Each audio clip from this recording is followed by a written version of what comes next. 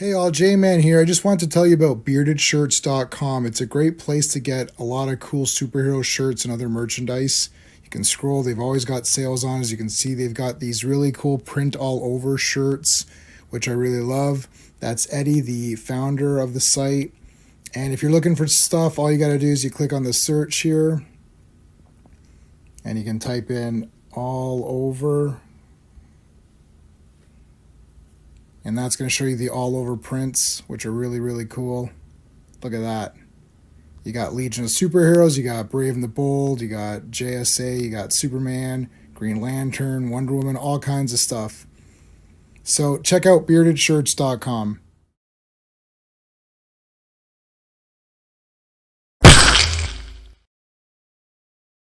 Hello, Legionnaires. Welcome to Fantastic Fridays, our ongoing Friday stream to cover all of the Jack Kirby Fantastic Fours. We're doing 4 issues a night. This is episode 11. We're doing 39, 40, 41, 42. We're going to cover just the Kirby ones. This is what Clobberin Times, our good friend Mike Alonso, wanted. He wanted us to just do the Kirby one, so that's what we're going to do. Once that is done, we will do something else going forward. We won't continue with Fantastic Four after that, as per what he wanted. YouTube looks weird to me. Why does this look all weird? I don't like this YouTube view. Is anyone else having this weird YouTube view where you can't see the comment? Like, what the hell? This looks like garbage. This is just today. I've been on YouTube all day. Why does it look so trash? I hate this. It's got other videos underneath. Oh, that's really irritating me. All right. Well, anyway, Monday is going to be the return of the Legion live stream. That live stream will go on and on and on until Sean and I decide not to do it. It's sort of the flagship live stream. It's the Monday one. Gets everyone prepared for the your garbage week of work and whatever garbage Disney news we get and whatever other trash news we get from other things that we all hate. The Legion is we're doing it to celebrate the Legion of Superheroes and to keep that going. Tuesday, we're going to have a Dazzler stream. So we're covering 4 issues of Dazzler. You can see the cover change big time. You got the top 2 covers that look kind of similar, and then the bottom 2, all of a sudden you got new artists on the cover. So we're going to take a look at that. And then there is going to be, we are going to continue the Marvel comics of Transformers. We did some the other night. And we're also going to continue Headmasters. And I can officially announce that Transformers Wars is going to now be its own stream. And we have the first card.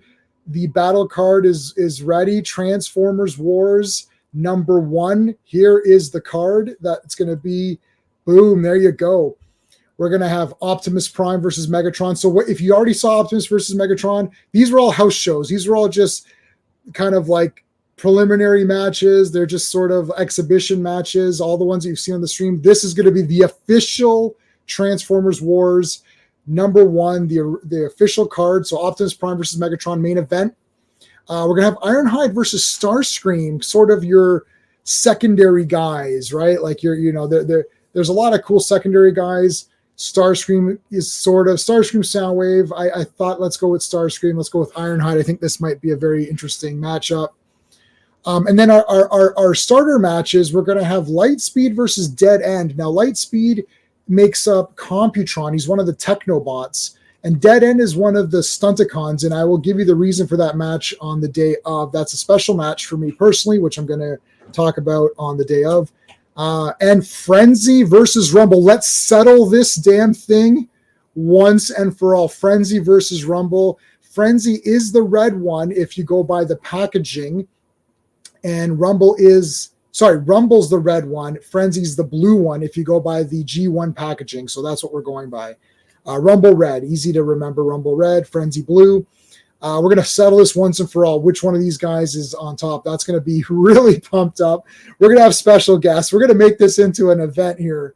And if everyone likes this Transformers Wars, we're going to continue this sucker because I got a lot of cool ideas for this. So that's going to be really exciting. Let's just say hello to the Legionnaires and start. Let's get going.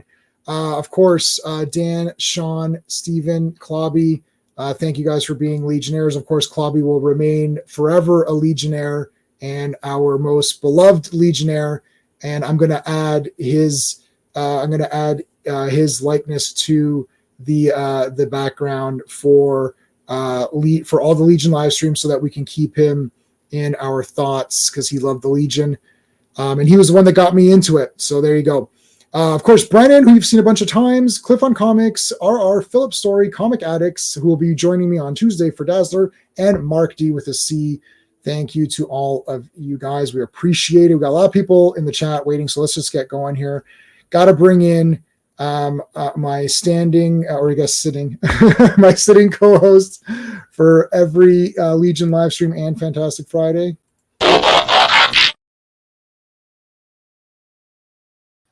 Hello. Hey, what's up, man? Hey. Woo. Ooh, lots to go through. I can't wait for this Transformers battle thing, man. This is going to be wicked. A lot of people had a lot of fun on those when we do those at the end of the streams. So, yeah. Okay, let's say hello. Joe Dog was here first. Hey, Joe Dog, what's going on? Back from Friday Night Friday. I thought are they still going, or they're done? Are they done already? No way. By the way, I hate this new YouTube. Does it look different for you, Sean? YouTube? No, it doesn't.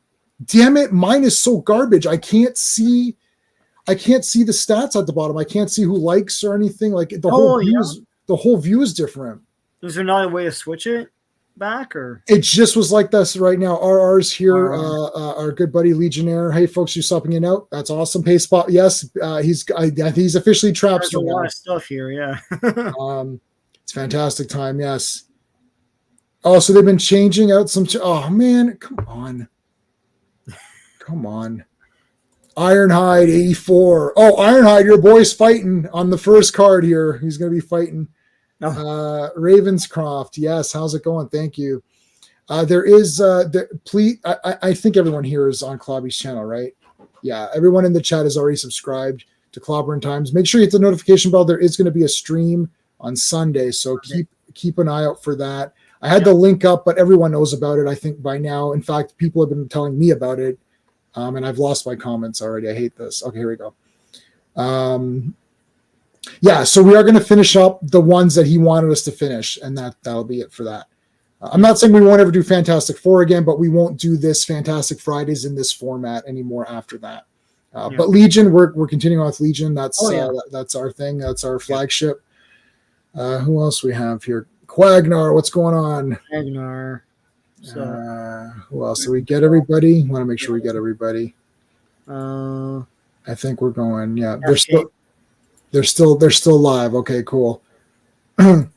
All right. So, did you know? I just got VHS 85 today. Have you been keeping up with the VHS series of horror movies? How many of them do you think that there are? 6. Good guess. There's 6 of them. There's 6, yeah.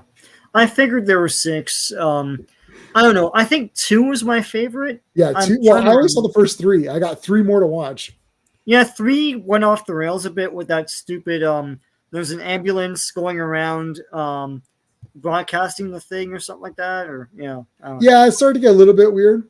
Yeah. But man, this VHS 85, the cover is awesome. I'll tell you that much. Is it? Did you watch it or no? No, I just got it today.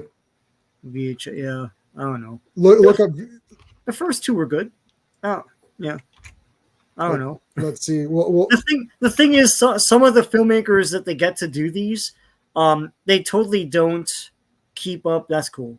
They don't keep up with, awesome. With the conceit that it's supposed to be found footage. So it's like there's that one vignette in one of them where this guy gets a magic cape and it can do stuff, and it's basically a movie. There's no found footageness to it at all, Well, it's just cutting and stuff. It's all interpretation. Yeah. It's sort of like things that have been recorded in some way, not like because they had the one with the GoPro where the guy was a zombie and it was like but like his but that's found footage in that like you understand like it's something you're recording, but the other thing was just a narrative. It was just a movie. It was just I think it was home videos. That one you're talking about. To be home videos. That's what I'm saying. Is one of them didn't keep up with that format. I think that one you're talking about was a home video. There's no way. Is that on part 3? Was it 3?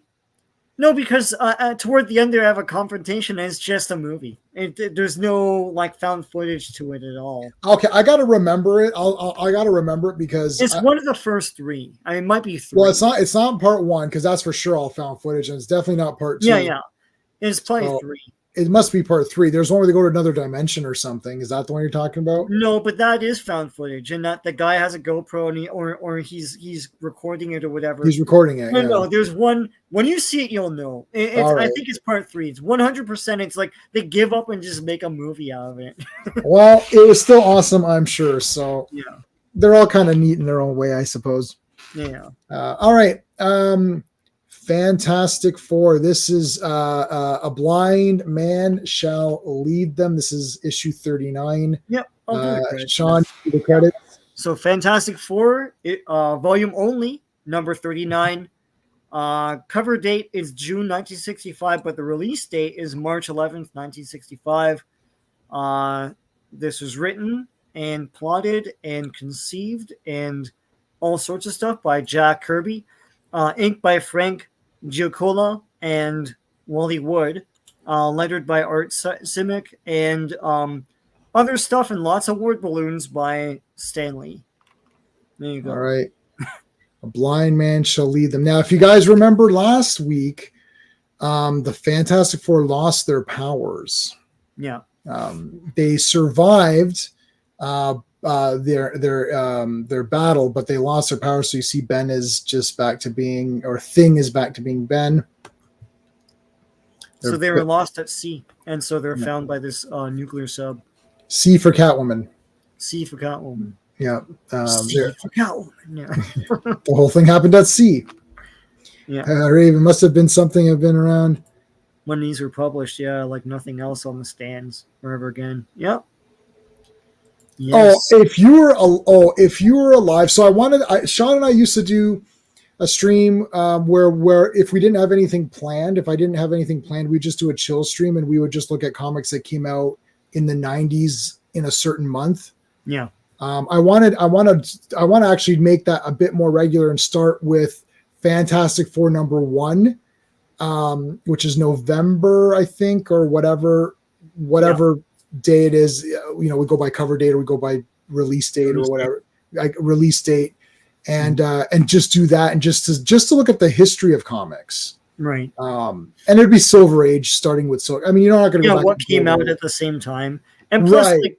But if you look at the numbers at that time, it's like Uncle Scrooge is like dominating. But it's funny to see like they were in the millions. They were like selling in the millions. Oh, I mean, it's Superboy was like the 4th best selling comic ever. You're like, Superboy? I mean, that's crazy. Superboy. And then they decided to get rid of it. So stupid. I watched that Unfrosted. I just watched Unfrosted today. It's insane. I thought it was very funny and a lot of clever. A lot of little clever jokes. So many little clever jokes. You're like, oh, this guy, and then the Keebler elf is in the corner. It's like, oh, he's doing the catering, and they got the little cookies with the little. Yeah, it's just good. The Rice Krispie treats or whatever. Yeah. Oh, the Rice Krispie treats was great. They're in the dumpster, and it's like, oh, some marshmallow fell on the Rice Krispies. Like, oh, this is really good. Yeah. But it's like Jack LaLanne. It's like the pants and all that. I hadn't realized he was a big hot thing in the 60s because all I've ever known is the old man Jack LaLanne. That's why I know too, the old man. Yeah. Yeah. Oh, 10,000 is like, that's astronomical today. Yeah, 10,000 today. It's like people crow about that. Like, oh my God, Did you know that Marvel used to cancel books if it was under 20,000 sales? 20,000 copies. Yeah. I remember, no, I'm sorry, DC. I remember, Marvel's cutoff was like 35,000 copies. Yeah. No. Marvel's was 20,000. DC's was 35,000. Because it was harder to maintain DC. So if your book wasn't doing 35,000, so if you're a DC Comics and you're a creative team, writer, artist, whatever. Yeah. Your comic is not selling 35,000 copies, they would cancel it. Yeah. Remember, because Resurrection Man got canceled, and I thought it was such a neat idea, right? Yeah. and that got canceled. And I remember there was a Marvel comic. What was it now? I was like, man, this comic stinks, and it was still going. And I was like, how can this be? Like, how can this be?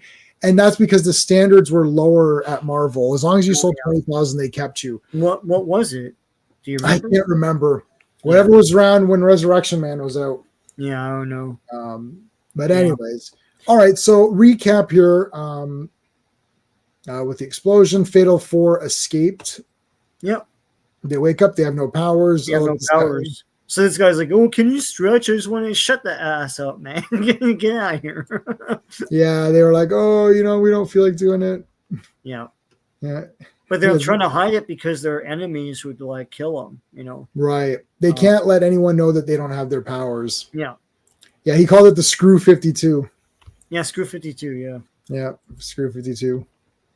Yeah. So like the Frightful Four, they did it. They defeated Fantastic Four. Like they don't really make a big deal about that here, but they did. And they're going to be massive. There's like a massive. It's gonna be a 3-part story. Man, you could take the other appearances, mesh them with the next 3, like just eliminate, these issues. Yeah. And you have like a massive, like Frightful Four, like. But they're formidable because in that story they're like taking over guys. It's like it's like, what the hell, man? Dr. Doom didn't do any of this. But anyway. Yeah, I know. So Kirby collage here. This one was interesting because I guess that's marbles and there's like a string around it or something. Yeah, I don't know what the hell he did here. It's kind of neat. It is neat. Yeah. Yeah, so this is the Kirby collage. Yeah. That we're looking at right now, and it's really neat. Yeah. The problem with these to me is that you couldn't get the full detail of them in these old newsprint comics, right? But this one has a lot of cool stuff in it that I was just looking at a lot when looking at this page. Like the marbles caught my eye, but there's this like Frankenstein-esque thing down here, and yeah, you got like this, like these nodes, and so he's trying to figure out how to replicate the powers. So he's got like Sue rigged to something that's going to make her invisible. He made a thing robot. Yeah, just make robots of everybody if you're gonna make robots. And Johnny Storm is in this green Spider-Man thing. So so these little flames come out of these little holes. Yeah. So he flames on. He can kind of fly, but it's not working. Yeah, I'm not interested in what you feel. Just doing like he's all harsh and stuff. He's so pissed off. He's talking in blue. Yeah. And he goes to things like what about me? He's like, now let's see, what did I have in mind for you? And it's this thing robot. He forgot that he made the robot because he's so stressed out, right? So he remote controls it. What's funny about all this, he's like, oh, we're nothing without our powers. But like Reed Richards is like super smart. It's like he is still Mr. Fantastic. He doesn't need the stretching and bullshit, right? But he's making some crazy stuff too. Like yeah. This is a light refracting thing to try and become invisible, which is kind of neat. That's a cool way to depict it. It's like lines, like what is a person? It's the early Predator view. Ironhide is saying kind of dip out. So yeah, I just want to say this is one of your favorite FF issues. Awesome. Cool. Yeah, this is I mean we're in the sweet spot now. Yeah. Well, the formula is broken now because it's Reed Richards going crazy trying to figure out how to duplicate the powers. I think Frightful 4 is where the tide shifted now. Like now we're really this is the real Fantastic Four stuff right here. Like although all of the ideas were seeded, they planted all the ideas in those first 30 or whatever, the first 30, that's where all the things, and then now it's like, okay, now we're like really expanding it big time. Well, yeah, like they're formidable, as I said. Hey, Charlie. Hey, thanks, Charlie. We appreciate that. Make sure everyone is checking out now. Charlie runs a podcast called "Give Me Back My Action Movies and / Horror Movies." So they alternate the podcasts. So it's an action movie, then a horror movie. It's on all of the like iTunes, all that stuff, and the link is in the description of all my videos. I can't see it because YouTube decided to remove this from watching videos, which I'm just completely stunned on. I can't see any of my show notes in my damn video description. I this is the stupidest Is crap it on the side? It's the stupidest garbage. Like it I'll share my screen later to show you how stupid and garbage. No, it's nothing. Like, where are my show notes? I don't understand. This is the most garbage thing I've ever seen. Anyways, so if you can see show notes and like, you know how you say the link is in the description? Yeah. There's no description. Okay. There's no description. Huh. Yeah. It's absolutely outrageous. It's like, here, look. Yeah, show it. It's in the side. Oh, it was in the side. No, where is it? So you have to get rid of the chat. That's the problem. There it is. Oh, the chat covers it up. And then you click on more and you see the show notes. But then you go back to the chat now. No, I had that on some display. I can't remember which. And I think it's the computer display because I usually go on YouTube on my phone. But I use this every day, all day, and I've been on YouTube all day, and it has not been that. Yeah. So yeah, I was gonna say like the Frightful Four are cool because they are Fantastic Four in that they kibitz among each other, they fight and stuff. Yeah. They struggle to be a unit, and also they presented a lot of challenges to the Fantastic Four, as we'll see throughout tonight. Mm. But yeah, so here's Doom. So Dr. Doom Doom's here, still, like hypnotized from Reed Richards' thing where he made him believe that he killed Reed Richards through that mind game thing where they're both hooked up to a helmet, and then Doom outsmarted him and killed him, and that didn't happen at all. So now so he's relaxing, and then this cheesy kind of stage magician guy comes. He's like, "I'll hypnotize you," and it breaks the spell. Yeah, he goes, "You're already hypnotized. What the hell?" And it's like, oh, this is like Total Recall. Yeah, where they put him in the chair, and it's like, oh no, it's like someone's already messed with his mind. They're like, what are you talking about? It's like, It's like he goes, he's just acting out the secret agent implants. He's like, that's impossible. I haven't implanted them yet. Oh, shit. Yes. Yeah, dump him in the back. Wipe his memory and dump him outside. Refund his credits and dump him outside. It's like, he's like, you are in a Johnny cab. It's like, how did I get in here? Anyway, so Doom's spell is broken. He's not happy. He punches this guy, smashes this thing. This thing was an antique. Your mother put it here, whatever. He has this weird Doom ship. That's awesome. This is cool. Again. Yeah. Got a Doom ship.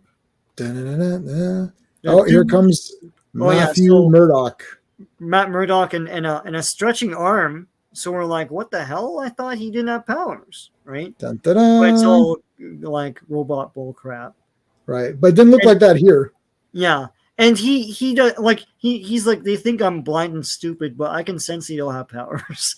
It's like, I know what's going on here. Yeah. Like Johnny Storm smells like fuel. It's like, thing's obviously a robot. There's another guy here. Yeah. Johnny wears a suit, a flame. The thing is just the robot call for 4. Simplistic 4. Yeah. Hey, Skeptic, I'm glad we can cure your boredom. Yeah, so all of a sudden there's an explosion. What is going on here? No. You know, just like talking for like 8 pages. It's like all of a sudden there's an explosion. And a chunk of wall's about to fall on them, and then robot thing has to stop it. Yep. And he was complaining before, like, I don't sound like a thing, and now he's like sounding more and more like the thing. Yeah. So then Daredevil suits up. So they never ask about Matt Murdock, eh? They never I know. say He's like, it's like Reed Richards. You're supposed to be the smartest man on earth. Like all of a sudden, Daredevil's here is like obviously he's Matt Murdock. There's two skeptic. There was two Things versus Hulks happened twice already. One early on, Yeah, and then one somewhat recently where the Avengers came in as well. yeah. All right, so Daredevil saves some of these The guys. fake torch. He's like, hey. So Reed Richards and everyone thinks that he's just a guy with no powers that just like does stuff. Because he says Right. that later on. He's like, oh, for a guy with no powers, he's like, okay, you're supposed to be the smartest man. Anyway, Yeah, but he doesn't know. It's like he wouldn't even think that. well, at one point he's like, how's he able to see in the dark? It's like, okay, well, that's a power, Richards. Like, what the hell's wrong with you? Yeah, so you could just say, oh, you have powers or whatever. But Yeah. so then Doom points, he's playing a film here. Oh no, look, it's War of the Worlds now. He projects. He's got his own little play set here. And Yeah, he projects the stuff. Yeah. But his cannon just shoots out a message. And he's like, the Fantastic Four shall die by my hands. Hulk is much bigger, yeah. Oh yeah, it just depends on not in those times. No. Kirby did both characters, so it's whatever he decides, I suppose. Mm-hmm. All right, so then Daredevil is like helping them out here. He attacks them with their own Fantastic car, which looks a little different here. Yeah, it's the segmented one, but I don't remember that front with the hammerhead thing. I don't remember. No, yeah, it wasn't. Yeah, it's kind of like that. It's maybe a little bit more upgrade. Hey, Phantom Outsider. It pays to advertise. I know. Yeah, he advertised with the Fantastic Four shall die. Here comes the Fantastic car. Daredevil's still pretty fast. He gets the guys out of the way. He saves Ben Grimm there, and then this is cool to have them all kind of like together here, even without the powers. It's still a cool visual to see them together. Yeah. And then more Kirby machines are getting like more. He's got the big eyepieces and stuff, and he's like, number one, number two. Number one, number two. It's like I know, yeah. Number one, number put two. Your chin here. It's like, is this better or worse? It's like I don't know. They look the same. Better or worse? Better or worse? I guess I don't know. You're not allowed to say the same. They know what your answer is going to be, anyways, because they just look in your eye. They can see that your eye. At least for me, they can tell what they can see the is, right? So like, pupil dilating. What's the point of that? Anyway, to f with you. Anyway, so he directs a like a tornado or something at the buildings. They're quick to say that they're abandoned. It's fine. There's no innocent bystanders in them. Right. So yeah, it's just like this thing is just wreaking havoc on everything. They grab these, so they're like, okay, we can throw these things into this tornado vortex thingy. It's like, whoosh, but it blows up. Hey, FK. Did we? Oh yeah. So, sorry, we saw FK. What did he say? No, it's who's on first for the yeah, who's on? Dr. Doom is like, okay, I got the upper hand here. Skeptic, the memorial is Sunday. It's 5 Eastern. I don't know what it is everywhere else. It says 5 o'clock on my end. So if you go to it, you can. It'll tell you the time in your time zone, so you'll know in your time zone. Yeah. I can't post it because I can't get the stupid links anymore. Like. That's what I'm saying. It's like, here, let me see if I can get it. I mean, it's absolutely infuriating.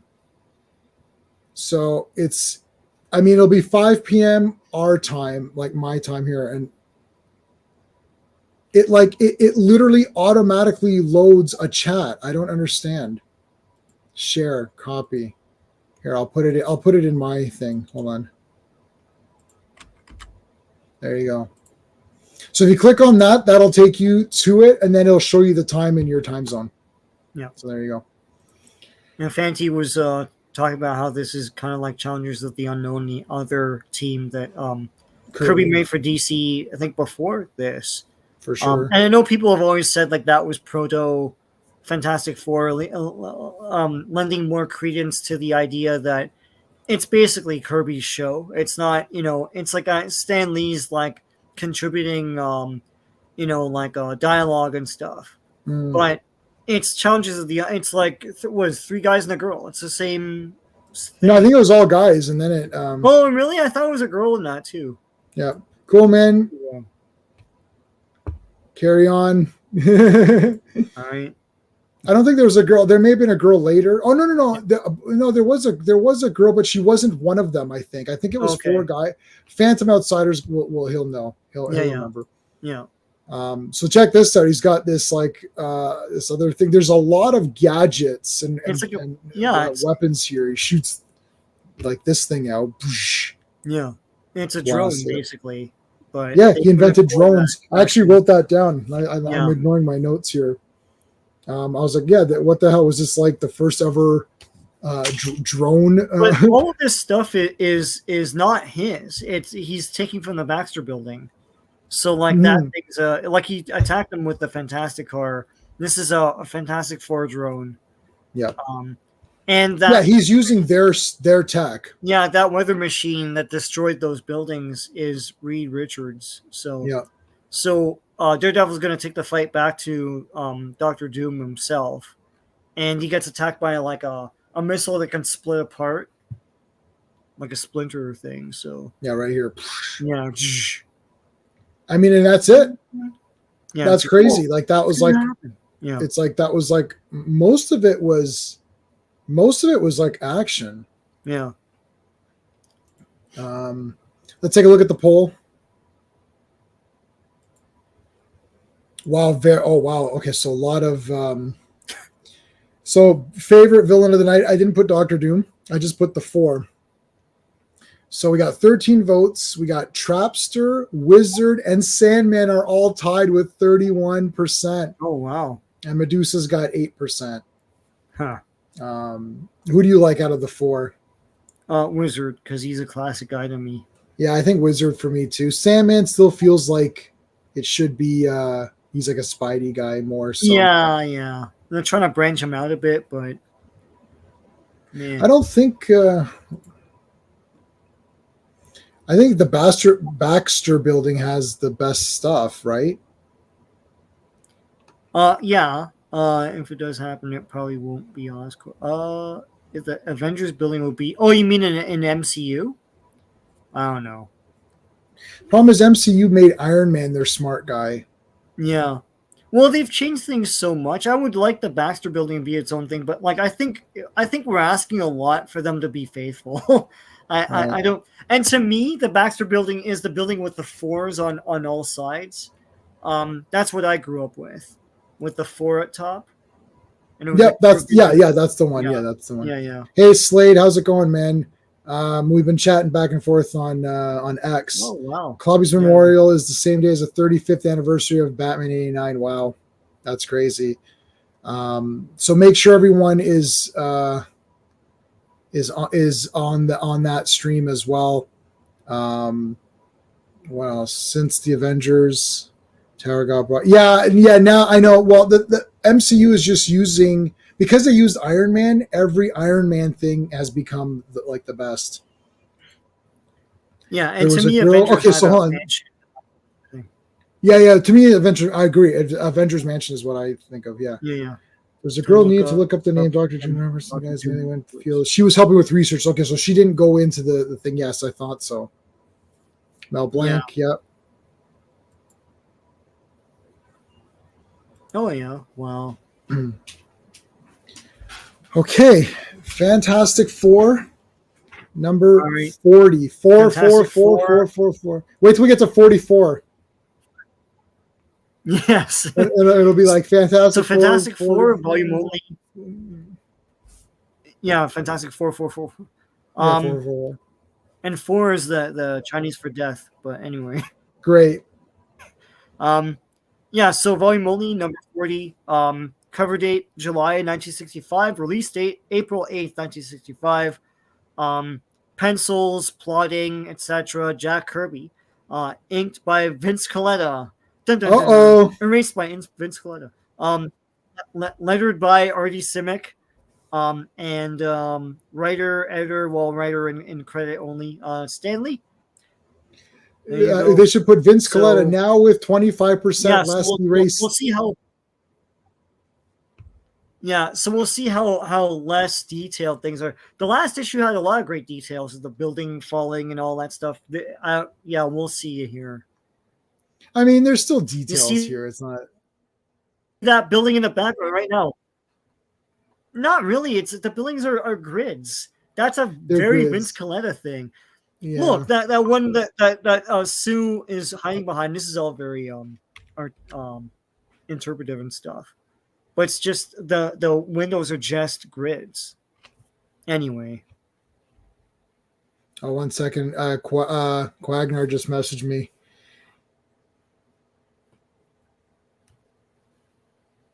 Oh.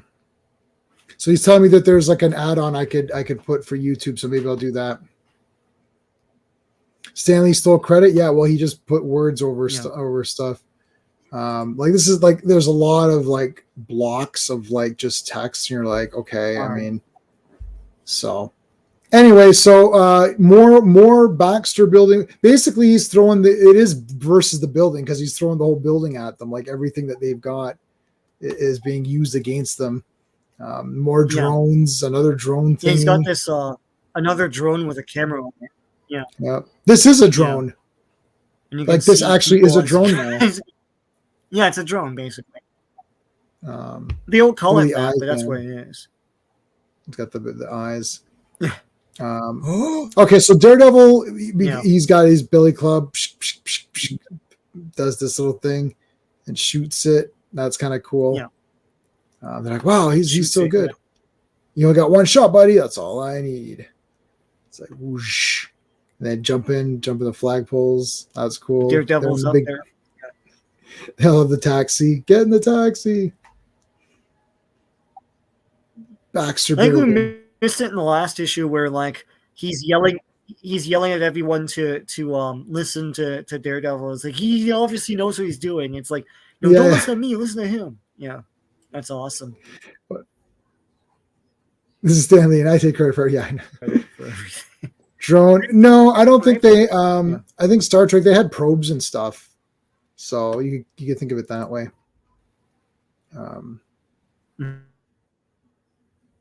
Added graffiti to Jack.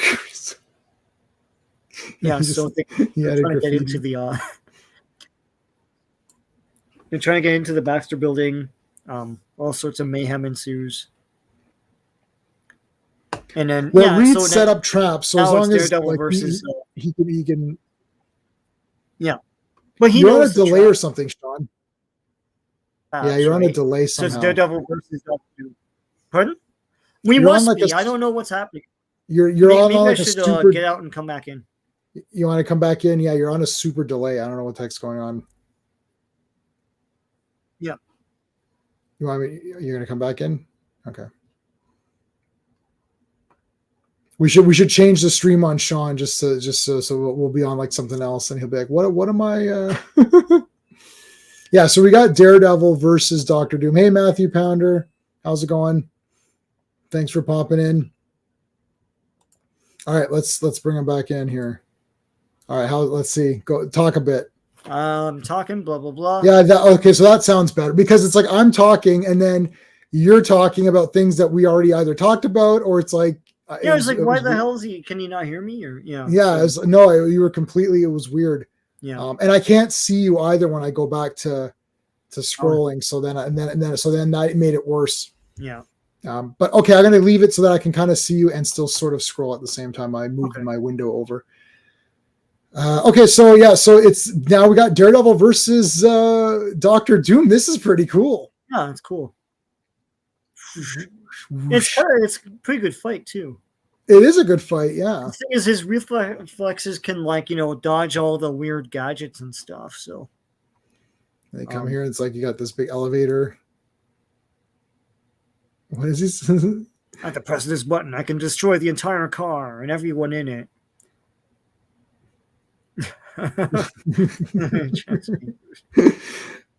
Clang, clang, clang.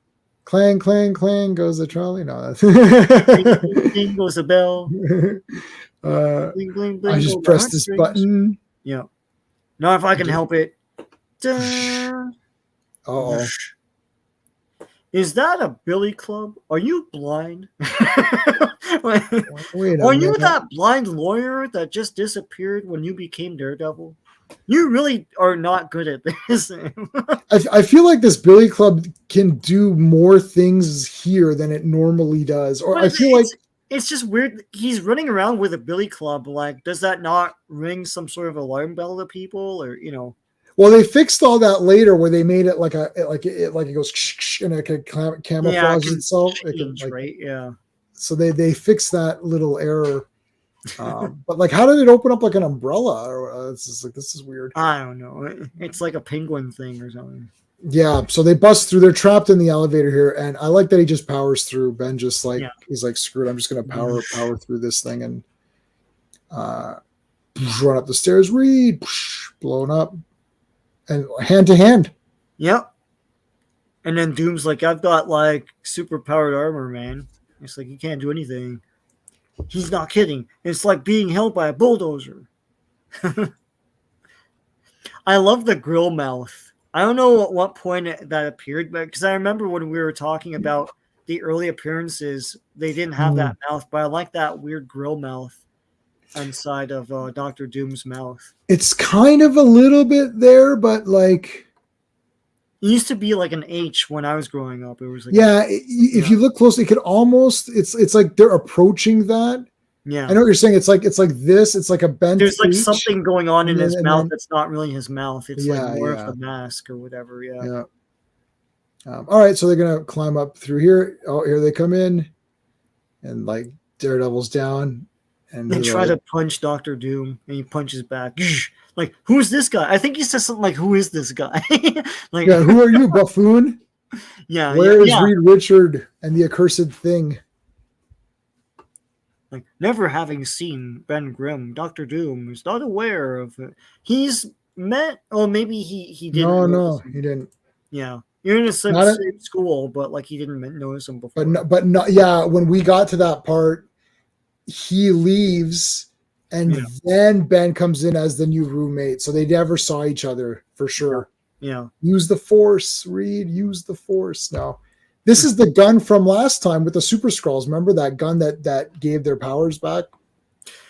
Yeah, so what does this gun do? Again, it nullifies powers, but also gives back powers or something, or I can't remember. No, so no.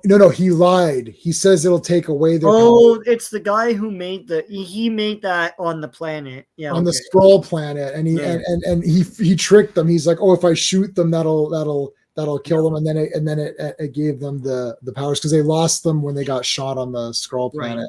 Yep. That's awesome. Yeah. Actually, because you're like, oh yeah, they have that. Because as a kid, you'd be like, well, didn't they have this like 2 issues ago? Where's that gun or whatever? Right? Well, why didn't you think of that? They said the gun wasn't powered up fully. It was drained, and by the time they got back, it took all this time to recharge. Yeah, they do lose their powers quite a bit. I know that is true. But like freaking Doctor Doom like doing the F5 on on Ben Grimm. Like, F5. or it could be the Warrior Gorilla Press. Yeah, Gorilla Press. Did you ever hear that? Did you ever hear Ted DiBiase telling that story where the kid was playing the wrestling and it game? was Michael Jordan's. Okay, it's Michael Jordan's. What I like about it is like he sees a random kid playing the game and he's like, yeah, kill him, take his head off. Yeah, like he's like just like egging him on. That's awesome. Yeah. If I were 10 and I turned around and it's freaking Ted DiBiase, I'd lose my mind, man. Stan forgot he invented their origins. Yeah. Invented forgetting things. Yes, he did. I remember when I invented forgetting things. I always thought, what if I forget something? I should invent forgetting things. Here, I'll give you the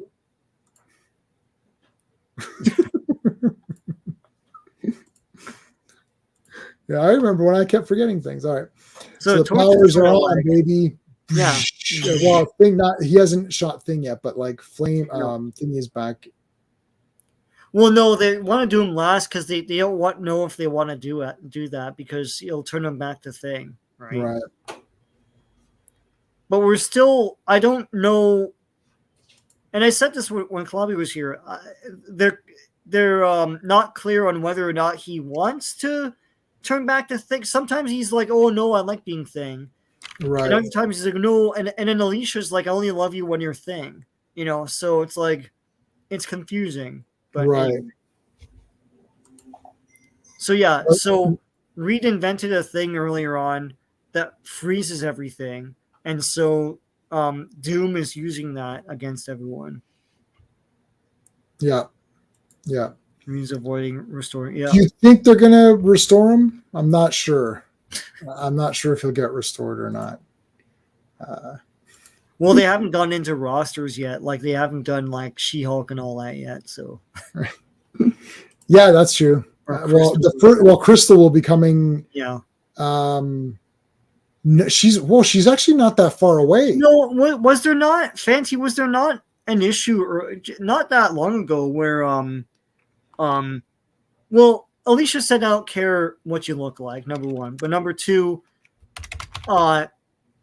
when he turns back to the Thing, she's like, "Oh, you're yourself again." It's like it's implied that like she, I don't know. To me, it's implied that she likes him more. Like to her, Thing is Ben Grimm, not Ben Grimm.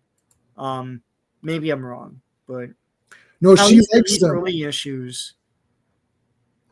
Yeah, Crystal's coming pretty soon. Like I've got some of those issues with her because I liked Crystal. Yeah. Alicia, so what's Fanny saying? Alicia never said she only loved him when he was a thing. But it seemed like she implied that. Yeah. So she has affinity for rocks. Yeah. She gets her rocks off. Yeah, no, but she's like, oh, it doesn't feel like you anymore. It doesn't feel like you anymore. Something like that, right? Yeah. Now they're all turning into ice, but he stretches just in time, presses the button. There's always a guy looking back in these Jack Kirby shots. Like if you scroll up, there's always one character that looks back at the camera. Oh yeah. Whoa, it's like he's like,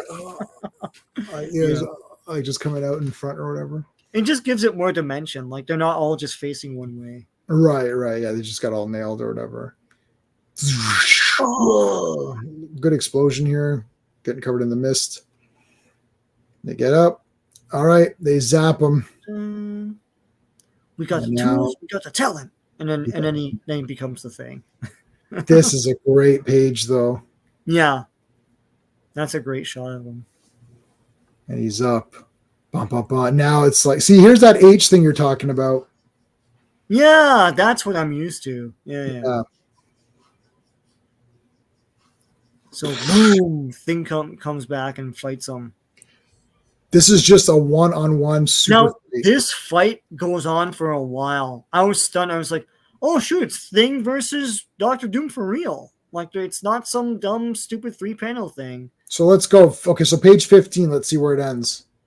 Yeah, so 16. Punches, and then he uses a thing against him and punches him back and puts a thing on him that like amplifies gravity to keep him down. That's cool. But this is like the beginnings of that whole like scrappy thing where he just fights back no matter what. Yeah. And he does the whole like I'm too ugly to die, I'm too stupid to like give up or whatever thing that he does a lot after this. Well, that's what makes the character interesting. It's like he just to me, I remember that more from that annual, that 2-in-1 annual where he fights that guy from space. Yeah. The boxing match. Yeah. He just powers through it. So this is cool. Doctor Doom's got like all these different things or whatever. He's like shooting these little guys, rocks that like become big, and he just like pounding them back. Yeah. So that was, hold on. So 15, 16, 17. Yep. So he comes back from it, and then he's ripping his arms, like busting through. He gets nailed here. Okay, so hold on. He's coming back again. That's page 18. We're on page 19. He shoots more. He's getting blasted in the friggin' head here. This is a great agonize. Like, maybe I'm just too dumb to collapse, too ugly to die. Yeah, there it is. Yeah, that gets back up. We're on page 20. Oh, the end. Yeah. He fights him right to the end of the thing. Yeah, and then Amy, he what's rips going his on? gloves. That was made by Stanley. Yeah, Really hated it and tried to kill the movie. Yeah, but yeah. they knew beforehand it was low budget. It's I always did like it from the time I saw it. I was disappointed that they used a character called the Jeweler and didn't call him Mole Man. But beyond that, I knew it was low budget, but I was impressed. I mean, it was a different time. I was impressed by the animatronic thing. Yeah, you At look the cool to me. time, it looked top of the line at the time. Human Torch looked terrible even back then, but it felt like Fantastic Four to me. I like when they get married and there's the paper mache arm like this coming Yeah, out. Human Torch wasn't that. It was all right. It wasn't that bad. It was bad even back then. I knew wasn't. what it was supposed to be, but I was like, it looks really not We'll great. take a look at it. We'll Animated. take a look at it. This. Well, here. Let's just. We're on the last page on this one. Yeah. Let's finish this one up. So he rips him apart. It's like crunching his arms, pulling out all the friggin' circuitry, and he just walks off defeated just by one guy defeated. Thing just beat the crap out of him. Yeah, Reed Richards like, we're not murderers, and then he's like, I guess you're right. And Richards like, you've already really like you've done worse than kill him. You've humiliated him by defeating Right. him. So there you go. But then thing is like, you guys are happy you're getting married. I can't marry. I don't know where this is coming from because Alicia loves him. What is this guy problem? So then he leaves, and then that's it. Yeah. Like, you're confusing thing. I don't like. Anyway, you have a woman that loves you. What the hell's wrong with you? It's like Lubick in He-Man. He's like, what am I going to go back there for? He goes, I got everything here. I got a woman who loves me. He's like, I got a beautiful woman. I got, Jesus, did that guy ever have hair? Like Strickland? Yeah. from Back to the Future. Strickland or whatever, right? Yeah, He goes back in time and he's like, Jesus, Strickland. It's like they didn't even make him look different. No he's younger or anything. Yeah. He's like, Jesus, did that guy ever have hair?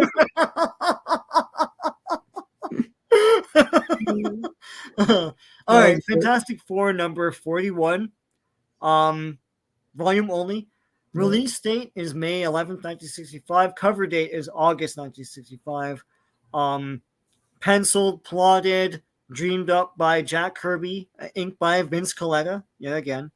Lettered by Sam Rosen, and edited and lots of word balloons by Stanley. Stanley.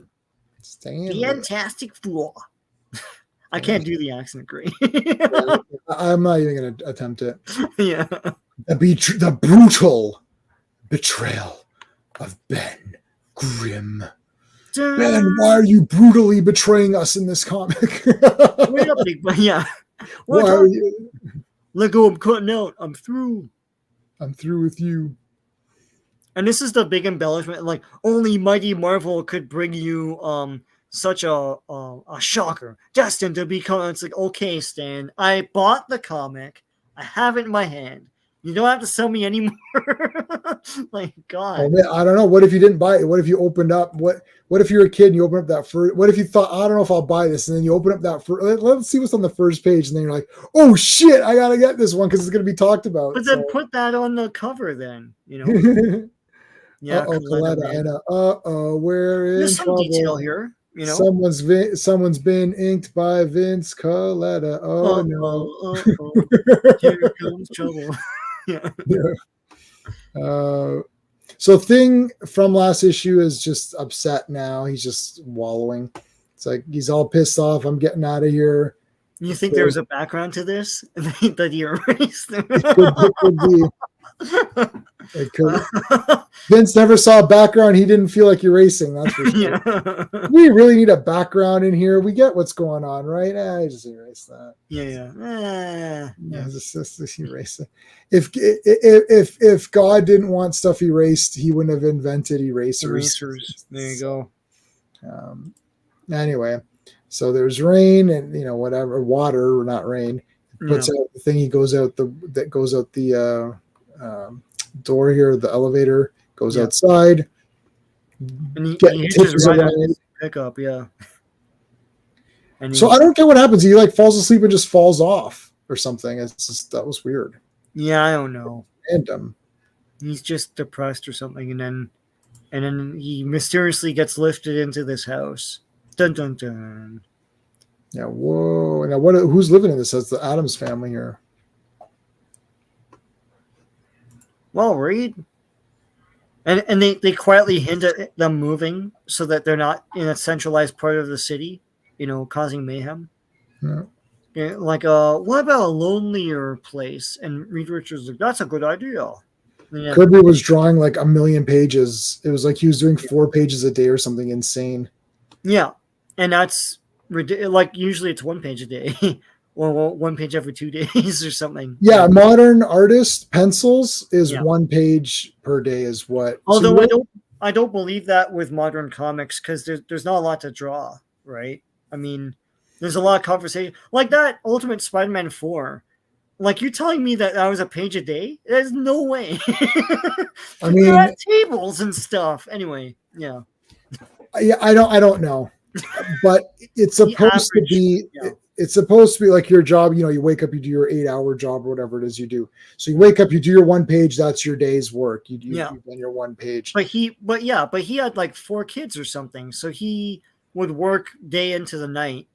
I know he would watch Carson and stuff, and He was fast though too. Yeah. So he was fast. There's that. Yeah. Anyway, so they're like, okay, all this stuff. This is the Peck, the Walter Peck here. Yeah. Got some damage done to the building here. What's going on with this damage? It's like, buddy, like, okay, we saved your ass. Like, Yeah. So they sort of think they should go to a remote area. Yeah, he's like subtly hinting. He's like, oh, I guess so. And Did I have Alicia any notes for comes. this? Which one is? What are we on now? 40, 41. 41? Let me just check my notes, because I wasn't looking at my notes. Just call for 4. Dun, dun, dun, dun. Yeah, okay. Kirby used to do 4 or 5 pages a day. Yeah, there you go. Yeah.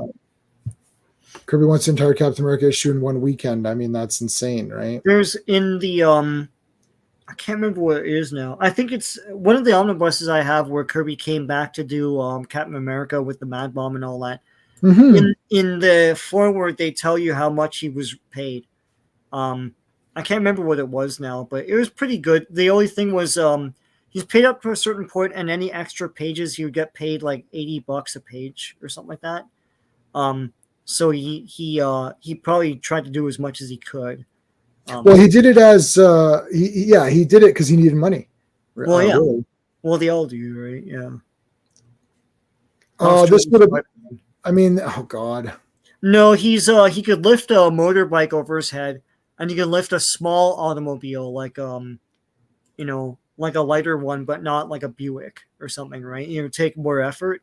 I remember them explaining this in the Spider-Man letters pages in the 80s, 90s.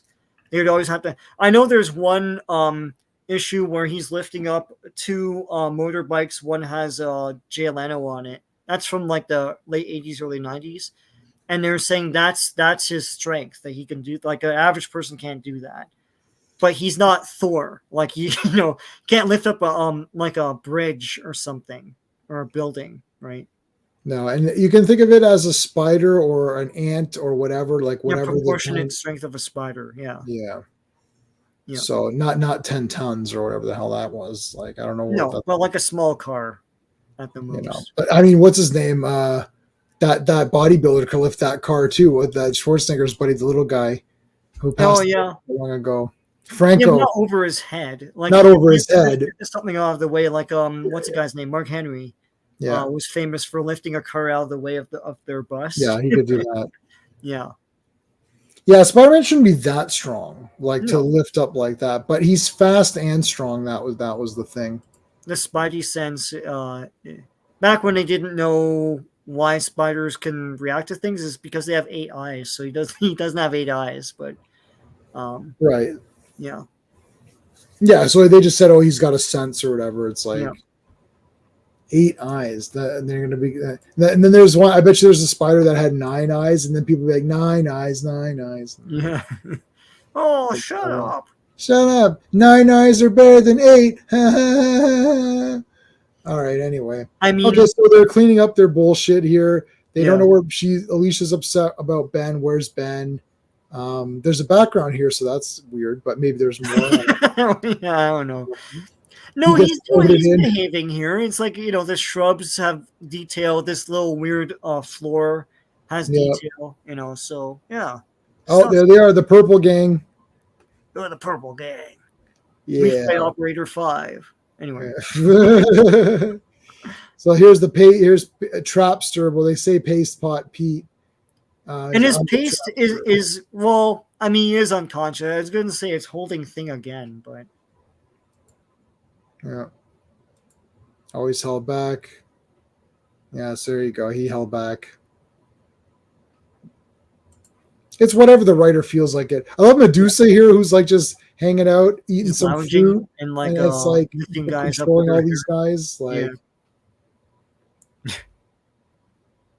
there's Sandman, and she's like spins him around into like she swirled her hair, it like spun the Sandman around. That's kind of neat. Yeah, like shook him off, and he comes back. But yeah, oh, there's sand in my eyes. The weaker sex. Oh shit! Careful. I know there's a lot of that kind of weird talk here. All right, so Thing is captured. Sydney Sweeney as Medusa. Yep, that's great casting.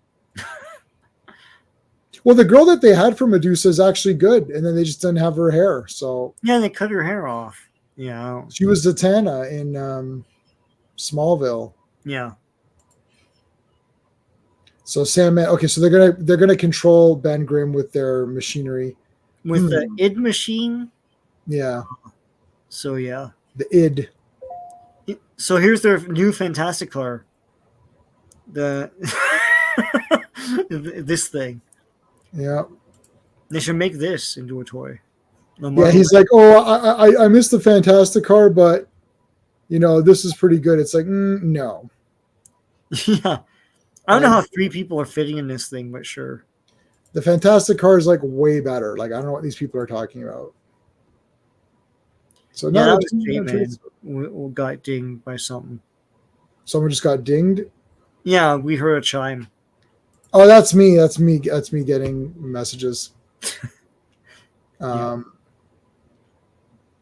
Okay, so then here they go. They're gonna do the operation here, get him mind controlled up. Yeah. Look how crazy it looks like. Yeah, that's Wizard right there. Could be like, who could play the Wizard? Like Christopher Lee or something? Nobody, because I don't want any of these characters on screen. Please, dear God, stop. Like, just stop. Christopher Lee's passed away. I meant back in the good old days. Oh, okay. Yeah, Christopher Lee could play him. Peter Cushing. Oh, that's good. That's good. Oh, Peter Cushing, Wizard. That would have been good. That would have been really good. Like, I'm sure someone could Photoshop the helmet on him, or like Grand Moff Tarkin or something like that. Yeah, do that. Vincent Price, yes, that's good too. Vincent Price is good, yeah. Oh, what happened here? This is the stupid thing. Congratulations, I've won something. You've won nothing. So Paste Pot Pete gets in Sandman's grill here and shoots him with paste. And he gets this is what you were saying. Fighting. They start fighting over Medusa. Yeah. Yeah, so it's 3 guys and a girl, just like Fantastic Four. They all wear purple instead of all wear blue. And then you have one guy who's like the smart guy wizard. You have the one girl. You have the sand guy versus the fire guy. So it's like they try to kind of come up with like a good like counter to each character. Oh. Yeah.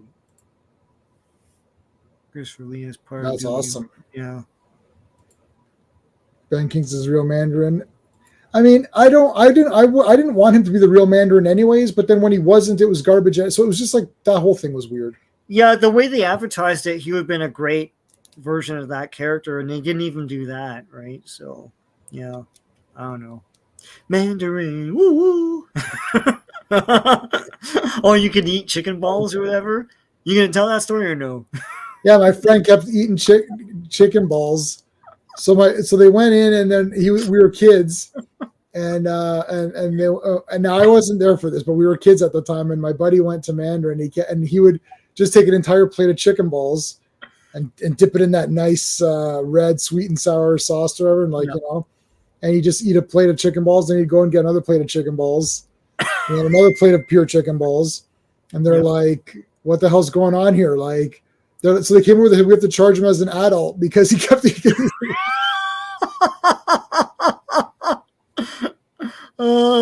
You can eat. Yeah, Mandarin. Yeah. So not the kids menu. That's the life right there. Yeah. All you can eat chicken. I don't know if you could do that. Yeah. Ben Joel Grey. Yes, that's right. Yeah. Joel Grey plays Chung in Remo Williams. Oh yeah, okay. Yeah. And then it was Roddy McDowell in the TV pilot. Yes. Which to me is the bigger star. It's kind of weird that he's the TV guy, but yeah. That's true. Fan of Hammer film trailers. Oh, awesome. FK, I'll check that out afterwards. FK was sending me some stuff. All right. So now Ben Grimm is under the control of the wizard. Oh, now they say only the wizard can actually control him. That's important. Right. Yeah. Yeah. So they need him. Yeah. Yeah. And so then so to defeat Medusa, he just puts his arm in an electrical socket and grabs her hair, and like the electrical current just goes through him and knocks her out. It's like, good. Because she's all, I'm invincible, and it's like, the only thing is, like, his body wouldn't really, like, act as a current for the electricity. Yeah, can you rock? But can you pass a current through rock? I don't think that you can. Whatever. There's no current flow. Like, it would just be it'd be like a dead circuit. Maybe right? He's made out of potatoes. I don't know. Potatoes. It's like, maybe it's like, instead of drawing straws, like maybe we do something else. Like what? Potatoes. That's from. Remember, when we were kids, they made a big deal about like potato clocks and stuff, that you can like power a clock with a potato. And I thought, wow, that's gonna be the future, and it never was. Where's my confident? Where's my? Can't argue with a confident man. What do I think Hollywood would be like if Star Wars failed? Like the way it is now. Hollywood would be like if Star Wars has failed, and they're the same as always. So yeah, they're gonna reboot Star Wars, and we're all gonna howl at the moon. That's what's gonna happen. I swear to God, they're going to do a new Star Wars with like freaking Timothy Chalamet is like Luke Skywalker or something. It'll be ridiculous. Skimothy Chalamet. Yeah, it's I'm Paul Atreides. I can't. I'm pretty weak. He'll be Han Solo. Like, I'm Han Solo. I don't know. Anyway, that's gonna be his lines too. It's like, I'm wearing my vintage, my C-3PO detachable.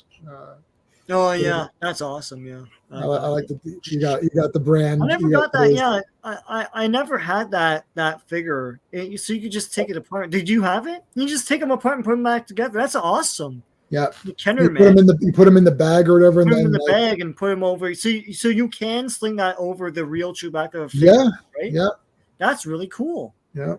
I've got a better condition one now. I loved it as a kid. I thought that's why C-3PO was like my friggin' favorite. Yeah. No, they did anything to mimic the movie. It's so cool. Like, anyway. Yeah. I have many C-3PO figures. To me, the droids. I have a Star Wars. Like, I have like countless Star Wars stories. It's countless. Yeah. Yeah. But I have a Star Wars shelf in the main living room. Yeah. With all my DVDs and like not every Star Wars thing, but just some of just the movies and Blu-rays. And I just put the two droids. I have like the big ones, like the big C-3PO and the big R2. To me, that's Star Wars. Those two characters. Yeah. That's like Star Wars nerd. Nerds. So Medusa gets put in her place. Yeah. The sun's going down. They appear at the door. Sun's getting mighty low. Anyway. Low, and then all of a sudden, attack! like. I didn't get the flare. I guess the flare tells the Fantastic Four where to check next or something. I don't know. I didn't follow that. But anyway, so they go to this house, the last house that they're checking. I guess they're badgering every house. It's like, oh, excuse me, do you have the thing? And they're like, no, we don't. Get out of here. Excuse me, do you have the thing? Yeah. So yeah. So they get attacked by the Frightful Four here. Yeah. And then the hair. Woman versus woman here. Yeah. Like stand back. I love the smoking. I like smoking thing. Yeah. Yes. He's got the cigar. That's like evil thing. He's like, but he smoked a cigar a lot after this. I like it, yeah. And she's like, what, you mean to actually hurt me? It's like she fainted. Too bad she didn't wait another few seconds because he's going to do it for her. Yeah, and then boom, look at this. He grabs Reed. He's like all stretched out and beat up. Usually this is just like it's like all over the place. Wizard here shoots. It's never really determined exactly what it seems like. Wizard can do whatever he needs to do. I gotta figure out what Wizard can do. I don't know his powers. I know that much, but I don't know if he just has a super suit. That's all he is. To review Zarika. Yeah, I don't like any of them. Like whatever I review the time I see it. The reason I do it right away, because that's the most positive. I want to be more positive than negative. The most positive you'll get me is right after I saw the movie in IMAX. That is the best, but that's not the most accurate. The most accurate review is what I came up with ages ago when I said, what does your Blu-ray, I used to call it DVD player. I said, what does your DVD player say? Your DVD player tells you what your favorite movies are. And now DVD player would mean Blu-ray player, or it would mean you're streaming. Yeah. Like whenever I just want to have a movie on, I put on Once Upon a Time in Hollywood, right? Or I used to run Empire Strikes Back many times over. I would loop Empire Strikes Back. Yeah. Now I'm looping Phantom Menace a lot because just the visuals are neat. So there you go. I deleted them. Not for the reasons you think. It wouldn't let me monetize my channel. Yeah. Something happened on my old videos, and so I just deleted them all. I deleted like 300 videos. Yeah. And then it let me get monetized. They wouldn't tell me what video was causing a problem, so I just deleted them all. They were old anyways. Yeah. We could do a Howard the Duck stream.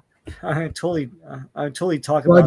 Did someone ask for Howard the Duck? No, but if you want like superhero sure. movie reviews, it's like, let's do Howard the Duck versus Empire Strikes Back and see which one is better. Which Lucas movie did?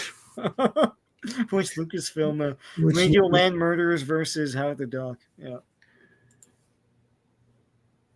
Oh, I put on Fire and Ice all the time as well. I have that in every format: DVD, VHS, Blu-ray. I pre-ordered the game. So yeah, Man of Steel. Yeah, Man of Steel. Man of Steel. Howard the Duck versus Willow. That's interesting. I like Willow. Yeah. The real Willow. All right, so Sandman coats him in sand, which actually is good. Yeah, it makes sense. It would smother Flame. How's this? Or he could turn the sand into glass by superheating. But yeah. Mm-hmm. So they're all knocked out here. Knocked out, and then they're all trapped up. Yeah. So then Paste Pot Pete or the Trapster, like they literally stick them. It's like the friggin' Han and Carbonite. Yeah. Yep. You're going to see a lot of similarities from this to Star Wars, but not sure how the Duck was a Star Wars. Yeah, I don't think I have that. I got a lot of the magazines, but all right, he's smoking, mm-hmm. and now he's losing control. Oh, and he knocks out. And he's like, "Let's just smash him." Yeah, and then his sand goes to hell, and it's like, yeah, you can't just smash the thing, even though we're easily defeating him in every issue we're in. You can't just smash the thing. We can knock him unconscious, I guess, and Paste Pop P can put his paste crap around him, but that's Like a about it. Medusa, she wraps up hair around his face and throws him. Whoosh. And more infighting here. Yep. Like, oh, I kind of find this guy handsome. Yeah, that's weird. Like everyone thinks that Reed Richards is hot, and like I don't get it, but Yeah, they put her because she can use her in her invisible powers to like try to push out of it. So it's like she's like she's basically in a Ziploc bag. Yeah. Yeah, Ziploc bag. Zip it. Zip it good. Yeah, zip it good. No. So okay, they got there's the purple gang and they got them all knocked out, and so then Wizard just does his clapper. Yeah. Wakes him up. Look at his eyes, eh? Look, he does look like all like, oh. Like, yeah, so Wizard wants to put a mask and a costume on the thing. The thing doesn't like that idea, so he starts. And then I think Sandman makes a crack about how ugly he is. He's like, oh, ugly am I? And he starts like smashing stuff. Yeah. So it's like this is the whole thing with Ben Grimm not wanting to, like, I mean, you feel bad for him, and then he also doesn't like it. It's weird, and they keep this going for a long time. This like, do I want to be Ben? Do I want to be Thing? Yeah, right. And it's just like, but he goes to punch, like, whoa, jumps out of the way. It's like, haha, you idiot, you can't hit me. I'm the wizard, yeah. the wingless wizard, though I fly. Yeah, he doesn't really say that anymore. We should do Howard the Duck Iceman versus Human Torch. Yeah, that'd be a good one. Howard the Duck 23 Star Wars. Okay. Star Wars. Stu, you spelled it. Oh, Stu. Okay, Stu, you spelled it wrong. Okay, I'll take a look at it. We should do Howard the Duck versus the holiday special. Howard the Duck would win. Yeah, the holiday special is just. Well, holiday special. Yeah, I mean, it's not even a narrative really. It's that's true. It's just like a variety. I'm going to love it, but like when I saw it, I was like, oh my god, like, cause I had never seen anything like that before. I didn't even know it happened because I was one when it came out, and no one ever talked about it again because they never aired it again. But I saw it at a Star Trek convention when I was like 10 or 11, and I bought the videotape, and my dad and I watched, and my dad fell asleep, and I was like riveted because I was like, I can't believe they made this. All the guys are in it, like they're all there, It is crazy. And Leo sings at the end, so yeah. Howard the Duck versus Nicolas Cage's Ghost Rider. That'd be interesting. Yeah. Your ex still loves the holiday special more than Empire. I mean, that's a lie. I mean, they're just like saying these random things like, oh, I like this better. Like, no, you don't. It's like, no, you don't. It's like even if you say you do, you don't. Yeah. But yeah, apparently someone from, I guess that lady from the Acolyte sang a song about how she's upset or something, and then everyone is and is a race car driver, and then but then also then people commented on it, and then she was getting their channels in trouble for talking about it, saying, oh, there's a copyright claim. Teaching these kids anymore. She's 25. Like I don't get it. It's like like, why don't you just say nothing? Like, no one cares. Like, listen, the show hasn't ended yet. Like, maybe people will come around in the next, like, 4 episodes and be like, you know what? It all comes together. I don't know. Give it a chance. Like, or just sit back and make your next deal. Like, are you an actor? Like, why don't you line up more work? Like, you're in a high-profile Star Wars thing. God. Like, shut up. Like, if I were her, I'd be like, do I want her to then lash out at the fans that I'm trying to reach out to? Do I think that's a good thing for the show and me? Or do I think it's a bad thing for the show and me? All you got to do is do your job. And then if someone says, like, say, I'm sorry you didn't like it. And then that's the end of it. And no one cares. Don't say anything. Like, that guy who played Yord in Acolyte, Yord's pretty good.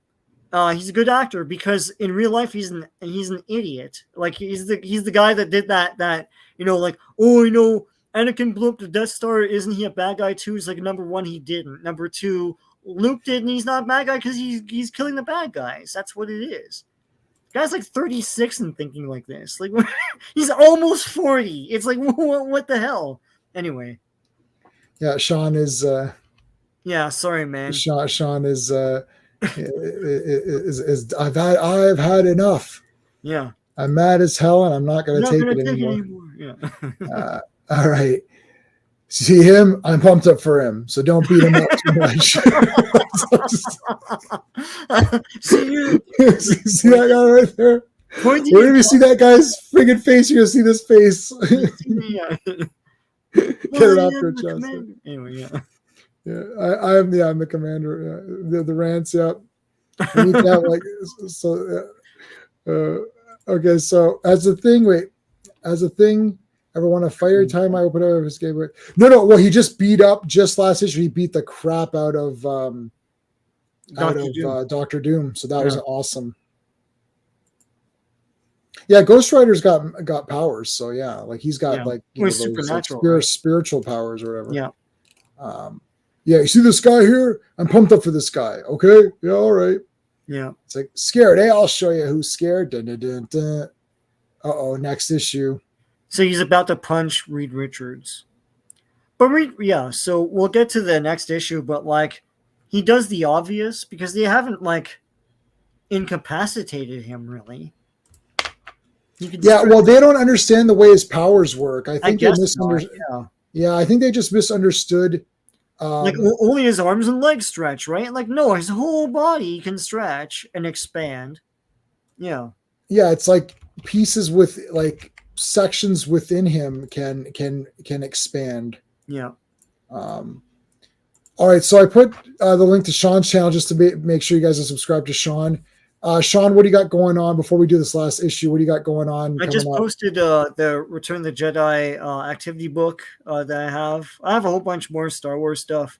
And I've got a bunch of comic reviews, and I just got my new comics today, so I'm going to go through that. I was disappointed by the Uncle Scrooge comic that came out because I thought it was going to be a 164-page adventure, but Jason Aaron only wrote like a regular size comic, and then they put like an old comic on top of that. So I'm like, one that everyone has, and I was like, oh, I thought this whole thing was going to be one adventure anyway. I just want to get that off my chest. No one bought Uncle Scrooge except for me. It's like this is like the most like. It's like okay, they got you. Like I don't think this. Yeah, we got Sean. Yeah, we got him. It's like no one cares. I'll say this. This is a Star Wars thing. I'll say this, and we'll move on. Steve years ago got me the Ultimate Action Figure Guide. He got it from the Smithsonian Institute, right? But I think they sold it in like bookstores. And what's great, so I have, and I'm going to go through it in a bunch of videos. What's great about that is it was released in 2012 and had a catalog of all the action figures, all the EU stuff. Like action figures based on books, comics, all that, everything up to that point. And in 2012, so that was released in 2012. Disney bought Lucasfilm in 2012, which means that book encompasses everything that's the George Lucas era, and that's it. So it's like every character from that era, all the EU guys, all that stuff is in that one book. And it wasn't intentional. It's just that's how it worked out. So it's pretty cool. You can't really find it. I think you can get it on the back market now, but I think it's out of print. But it's pretty neat because and I go back to that to look at old characters that I remember. It's a good character guide for me, even though it's an action figure guide. But anyway, so I'm gonna go through that eventually in the next few weeks. That will be cool. Yeah, I'm doing all the Star Wars things that make me happy, which I think I need right now. So yeah. Right. All right. So just to remind everybody, Monday is the Legion of Superheroes live stream, the flagship of the channel. We're going to continue that till the end of time. So that's going to be on Monday. I'm looking forward to this one a lot. Tuesday, we're going to be doing Dazzler. So just to let everybody know we're doing Dazzler. And then we're going to do more Transformers, but Transformers Wars are coming. This is the card. This is the first battle. This is TFW number 1. It's going to be Optimus Prime. The main event is Optimus Prime versus Megatron. The last match you saw with them, that was just an exhibition match. That's going to be the real match. The championship will be decided. Ironhide versus Starscream. That's going to be a good match right there. Lightspeed versus Dead End. So we've got a Technobot versus a Stunticon. These are, I'll explain why that match is happening on the day it happens. And finally, we're going to put an end to the debate. Is Frenzy, who is blue, better than Rumble, who is red, if you go by G1 box art and name? So that's all going to be decided on the first ever Transformer Wars live stream. We're gonna have guests. We're gonna have a lot of fun with this one. We're gonna make it like a pay-per-view event, but you're not gonna have to pay for it because it'll be free on YouTube. So there you go. All right, let's continue on here with A Classic Comics. How's it going? Pretty good action figures. Oh yeah. Oh, there are actually. I guess Michael from Retro Blasting did a few reviews of some of I don't know any of these things. I don't buy any of those the not bootleg. They're not boot. I don't know what you call custom, them, like custom. custom. Yeah. Some of them are really good. So Retro Blasting did a bunch. You'd have to find the videos. They're all there somewhere, and you got to look for there's specific ones because some of the guys don't do as good of a job, and then some of them are really awesome. It's just for me in Canada, and I think for Sean too. Yeah. For Canada, it's just out of our price range. The problem is that the figures are like, let's say they're $30-$40. Then when you convert them, you add shipping to it. Let's say it's $20 shipping. Then you basically it's 40 to 45% conversion. So it ends up being $100 for a figure. And you're like, there's no way. I just can't do it. Yeah. I literally can't. I've seen some. I thought, it'd be great. Vintage Star Wars. I have almost every figure. I have every figure from Yes, I have every figure from Empire Strikes Back. I have every vintage Kenner figure from Empire Strikes Back. And from Star Wars, I'm only missing 2, Leia and Blue Snaggle, which is just like not happening. Right. I don't have Blue Snaggle. Yeah, you can get that as a read. And then also, what's it called? Who's the other guy? Yak Face. Right. He's rare too, right? Yep. Yeah. So I don't have Yak Face either. Yeah, it's over $100, man. Yeah. Per figure. Yes. So yeah. Yeah. All right. Okay, Sean. Final issue is the final issue of the night. Sean, what's the credits? All right. Fantastic Four, volume only, number 42. Cover date is September 1965, but the release date is June 8th, 1965. This was plotted, penciled, conceived by Jack Kirby, inked by Vince Coletta, again, lettered by Sam Rosen, and edited and lots of word balloons by Stan Lee. Yep. One second. J-Man disappeared. No, I'm still here. I'm still All here. right. Yeah.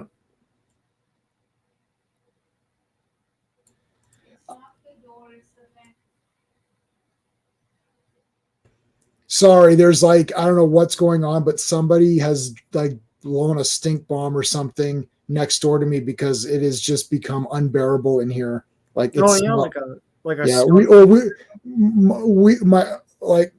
my wife is Indian and we have every incense you could possibly think of. So we've got the second something happens, it's like incense is placed everywhere. Yeah. So she's gonna come around and do some incense. Okay. Yeah. No, you won't. She'll never appear on camera, but she'll. Yeah. Anyways, it's Yeah. like Snuffleupagus or whatever. Yeah. All right. So, guys, we're going to leave you hanging this week because after this one, it's still going to continue on. This is like a crazy. That's a big three-parter. Was this the first three-parter for Fantastic Four? This is the first three-parter. Yeah. I think so, yeah. Deshaun, do you miss the beard? Sometimes, but not all the time. Yeah. I don't know. I think when I'm older, I'm going to grow it right out. But it made me look like 30 or 40 years older. So, yeah. Yeah, you don't want that. No. Although I did get more respect with it. Like I got discounts at the mechanics and all that stuff. What are you talking about? That's totally happened, man. What? And is a weird thing, and J-Man, you don't know, but when you grow a beard like that, other guys with beards like that like give you the nod. Like it's like an underground like society of like beard guys. Like yeah, What the hell? it's a whole This thing. It's a man wow. thing. This I don't know, man. Like this is a weird one. I'm gonna have to I don't know about this It's the bearded underground. society here. Because I look like a wimpy dude, and when I have the beard, it's like all the beard men are like, "Oh, he's one of us, man." So Yeah, Sean scared my wife. We were doing it. I was watching one of my live streams on the. You definitely do not want. You don't. Okay, I'll tell you something. You definitely don't want to see full bearded Sean on full screen on a 4K 65-inch TV. Like my wife came. She's like, "Who's that?" I was like, "That's Sean." And she's like, "What?" Oh dear, that's scary. Hold on, I'll make you solo. there you go. Wow. I think my other that's her. That's another dude. Oh my God. Yeah. Scary. It's like five people just dropped out of the viewership. And like one side was white and the other side wasn't. It's like, it just worked out that way. I don't know. It's like no, they didn't drop out. We still have the same amount of people watch. A lot of people watch through X. Yeah. I don't know what happened, but like half the audience right now. Well, because you send out your thing saying, "Hey guys," and they just watch it on X. They just watch it on X. Yeah, it's much easier, I think. Yeah. Yeah. Oh, that's funny.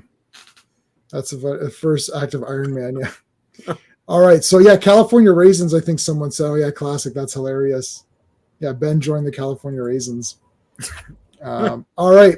So he's gonna go punch Ben. And Ben is stuck to that thing, but then he kind of expands. Yeah. Like, and then he not hits him. And then look at this. It's like a bubble. They're like, "What the hell? I didn't know we could do this." Well, then you're not doing your research. I thought you're like super smart, wizard. God. Oh, man. What an attack on the wizard. Yeah. You saw him do stuff. They were fighting on that island before, and they saw him do all sorts of stuff with his powers. He can do anything with his body, so there you go. He will do anything for love, but he won't do that. If only I could do it.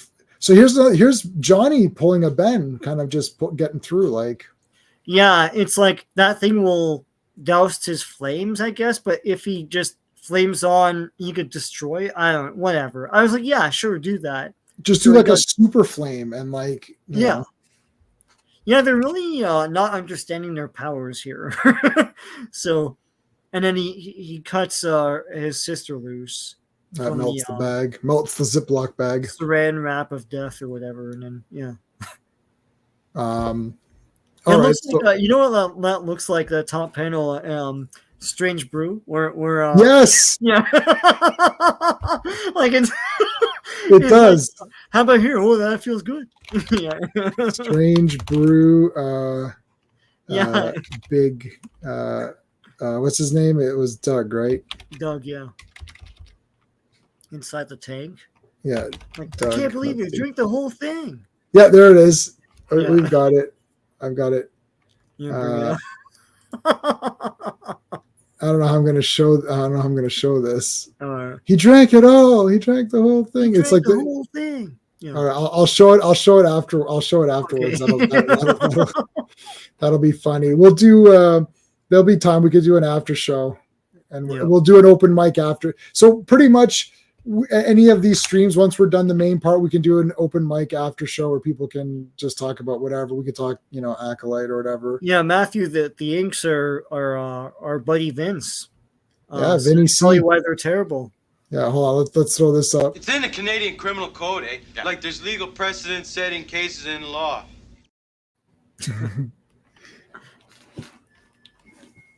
Well, we used to do open mics all the time, but the thing is, it was just yelling matches.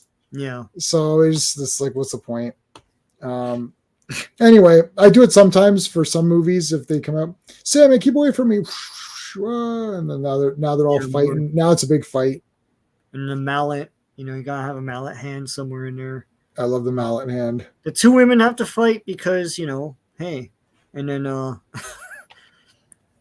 and Thing is like, I'll just punch you anyways to Reed Richards. Yeah, it just punches the bloatedness.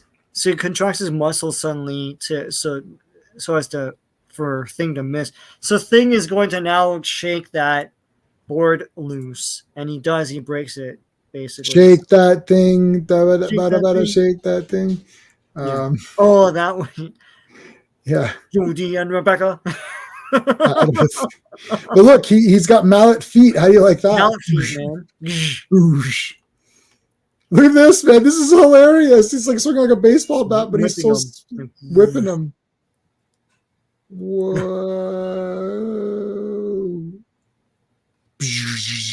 Go through the wall here. The fist. Oh, man. Put a wall to get at him. That's crazy. Throws this at him. And then he gets big. Like he's like stretching the crap out of him. Yeah, lots of great fight stuff. And then he shoves him into a tiny urn or something and squeezes the thing shut. Like, oh. And he like pounds it shut. Like, yeah. That's awesome. So, have they brainwashed Torch yet? They're getting there. Okay. They're gonna. Yeah, this is crazy because you thought that this would. I actually we're past what I've read in the past. I read the first maybe like 30 or so. So we're into the ones that I haven't read. Mm-hmm. Like ever. Like so I've never read these. So I was like, holy crap. And I thought it would end here. And I'm looking, and it's one of those things where you see the page count, you're like, is this going to be solved? Like, I don't know if this is going to be solved. I was like, oh shit. And then you start to realize they're not going to solve it in this one. They're going to go to a third part. This is crazy. Yeah. So she's using her ability to like trap all of the things. And this actually is good. You trap her in an invisible shield and she can't use her hair, and same with the paste. Mm-hmm. And then boom, he gets sanded though. And then more sand against Torch's stuff. They get what's her face, Medusa here, but then big explosion here. Wow, everyone's all like, oh, what's going on? I love this. She used her hair to douse his flame. Yeah. Soaks her hair in water, and I don't think this would work. They're kind of like up and down on how much temperature Torch is. Like, is it like a cool flame, or it's weird, but whatever. Yeah, and Medusa's hair doesn't grow longer, right? Like her power is that she can control her hair so she grows it long, but not that it grows longer. It feels like sometimes but comic book guys, they just do whatever. And they can say like there's a lot more to her hair folded in, and it could just like fold out. Also, like her hair is invulnerable, right? Like it's strong, but it's also invulnerable. No, it can elongate. Phantom Outsider. So wait a second. I'm definitely not going by that show, but they shaved her head in that show. So why couldn't she have just grow it back? Grow it back. Yeah, because they didn't understand. That's why. Yeah, maybe they didn't know that, because what was the story reason why she had to cut it? I think they were gonna like kill someone or something. They're like, oh, what's the guy's? Maybe we should do Inhumans as a stream at some point. Seems like the show or the no, the comics. The comic, yeah. Because it's still a Kirby thing. I tried to have Fridays be a creator. So it started off being Jack Kirby stuff, and then I thought, well, let's do we did a Frank Miller, but something where it's like a creator thing. We could maybe do Swamp Thing, Alan Moore Swamp Thing. That might be interesting. Yeah. Something like that where it's a little bit more. Maybe Alan Moore Swamp Thing might be good. I wouldn't mind rereading those again. Yeah. They were never clear how far. I see. Okay, so it can go a little bit. All right.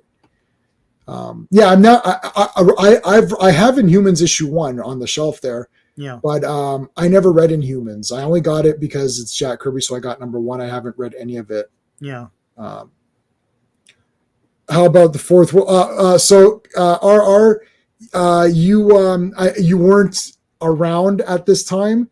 We did all of the Fourth World, the entire thing. Yeah, we did it with Clobberin Times. He was with us from the first of that to the end of it. I don't know how many streams it was. It was a bunch of streams. We did it all, the whole damn thing in order. Yeah. It was epic. Sean and I have the omnibus of it, the big Yeah. fat one. Yeah. And we went through the entire thing, buddy. Eternals we could probably easily do.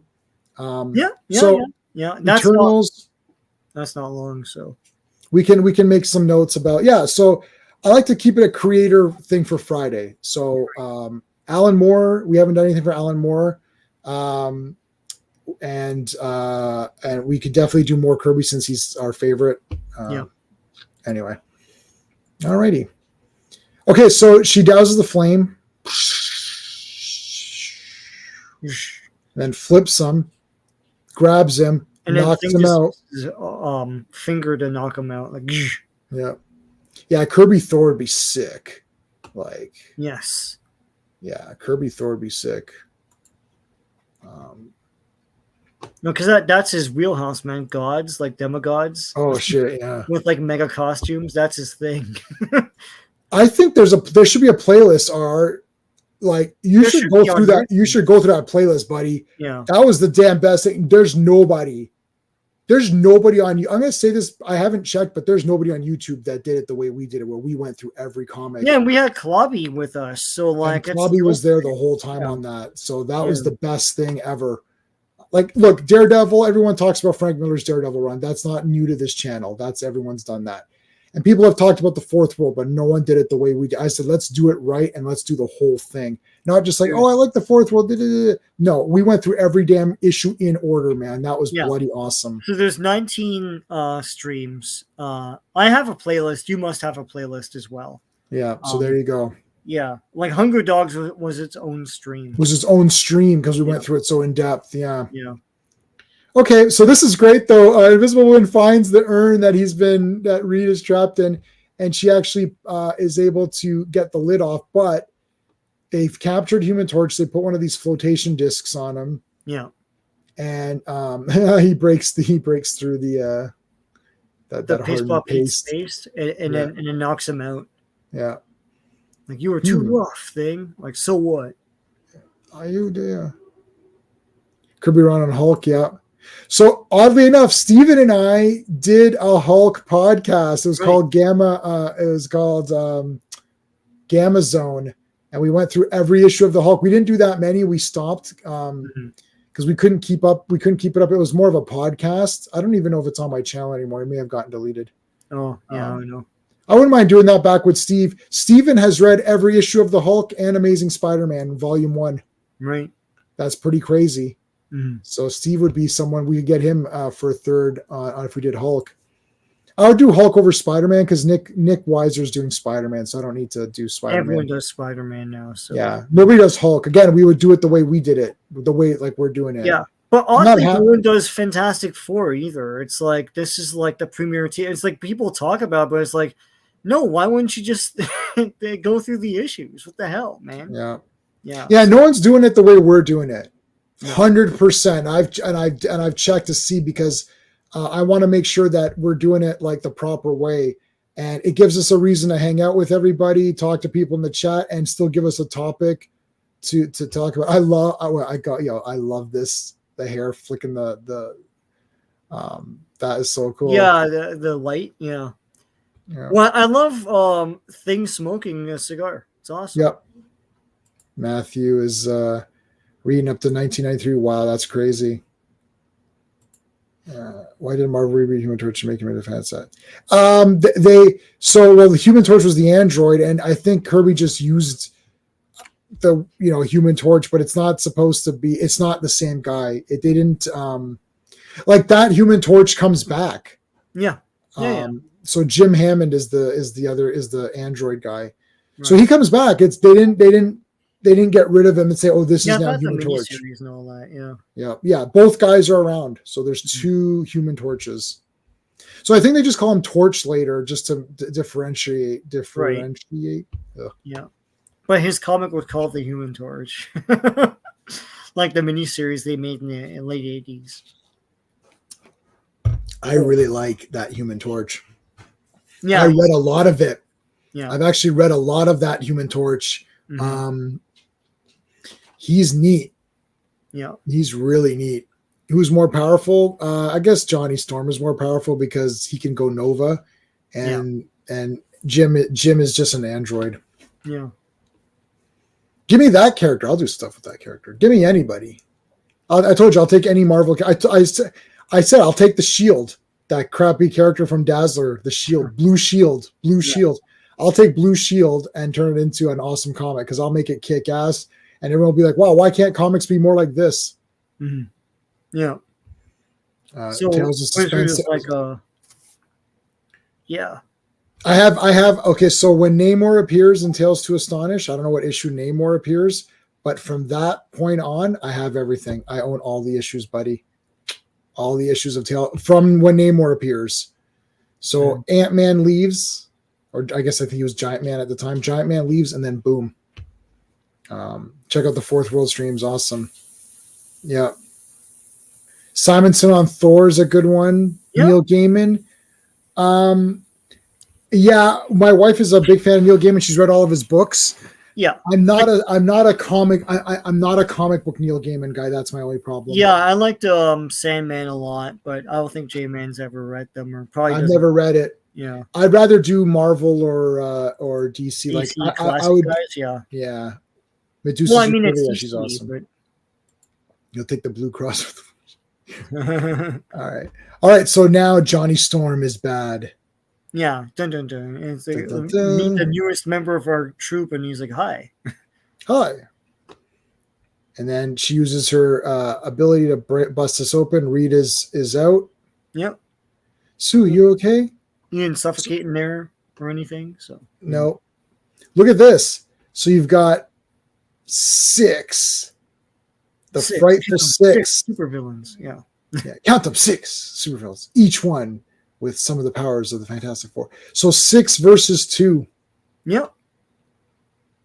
I like this. What is the Santa Claus here? So he tear gases them. So he's using I think he's using the wizard's gadget. So he's tear gassing them. And then what's the next thing he does? He scroll down. Yeah, then he shoot. This is those discs. Those he shoots one of his discs at them. Yeah, anti-gravity discs. Yeah, so they all get nailed.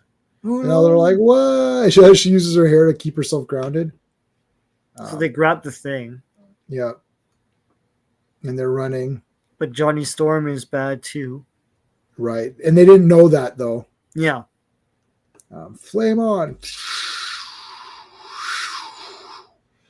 The torch flew too fast. All this crap's like just getting destroyed it's here. Just like floating into the air. It'll be a cinch. And then Storm just torches the whole field. So it's like, we'll have it next. Tune in. Same comic time. Same comic. Same Fantastic Four time. Yeah. So there you go, man. That's crazy. Yeah. So it's a 3-parter. Wow. Didn't think there'd be a 3-parter. But all right, I want to show you guys. Let's take a look at. We're going to go to my normal background now. So we'll we can officially. So that officially concludes Fantastic Fridays. But we can do the after show. I want to show you guys the Strange Brew thing that Sean was talking about. There he is, where he gets really big. He drinks all the beer in the tank, and then he gets like super big. Yeah, that's hilarious. Yeah, there's a better shot of him. And they put like Rick Moranis up top there, like, "Hey guys," they put his head up there. I gotta take a leak. You gotta take a leak so bad. Go get back! You gotta take a leak, and he just burps and goes, "I thought you had to take a leak." It's like, "Get me!" Yeah. And then he puts out a fire because he's so huge. And taking a piss on it. Yeah. Well, we got. So we can talk just a little bit of generic news. So well, Sean hasn't posted any Acolyte reviews. I've been posting my reviews. I've been very fair and more than nice. I've been very kind. I was thinking maybe I'll just wait till the end so that I get the full actual story.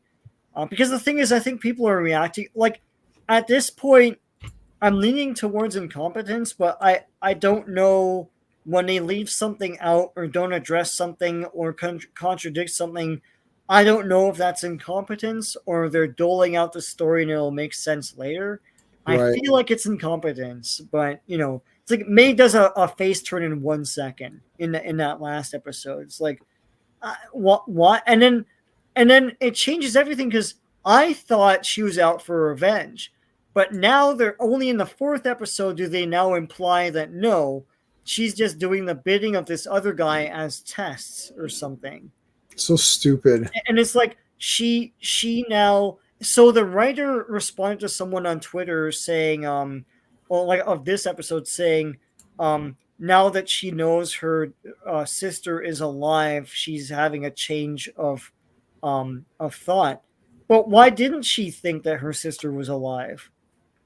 I still don't understand what happened. They showed it in episode 3. I guess they both fell at the same time. I thought only one fell and he rescued her.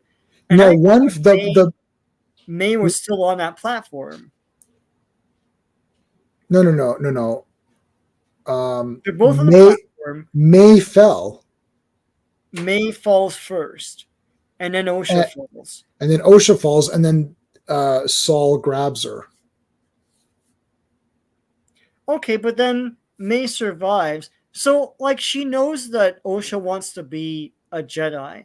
So why wouldn't she go there to search for her? Like it's just a lot of, so why wouldn't you? It's like for the whole thing, like, why wouldn't Soul use his force powers to rescue the kids? You can levitate shit. That was established in 1980 with freaking Empire Strikes Back.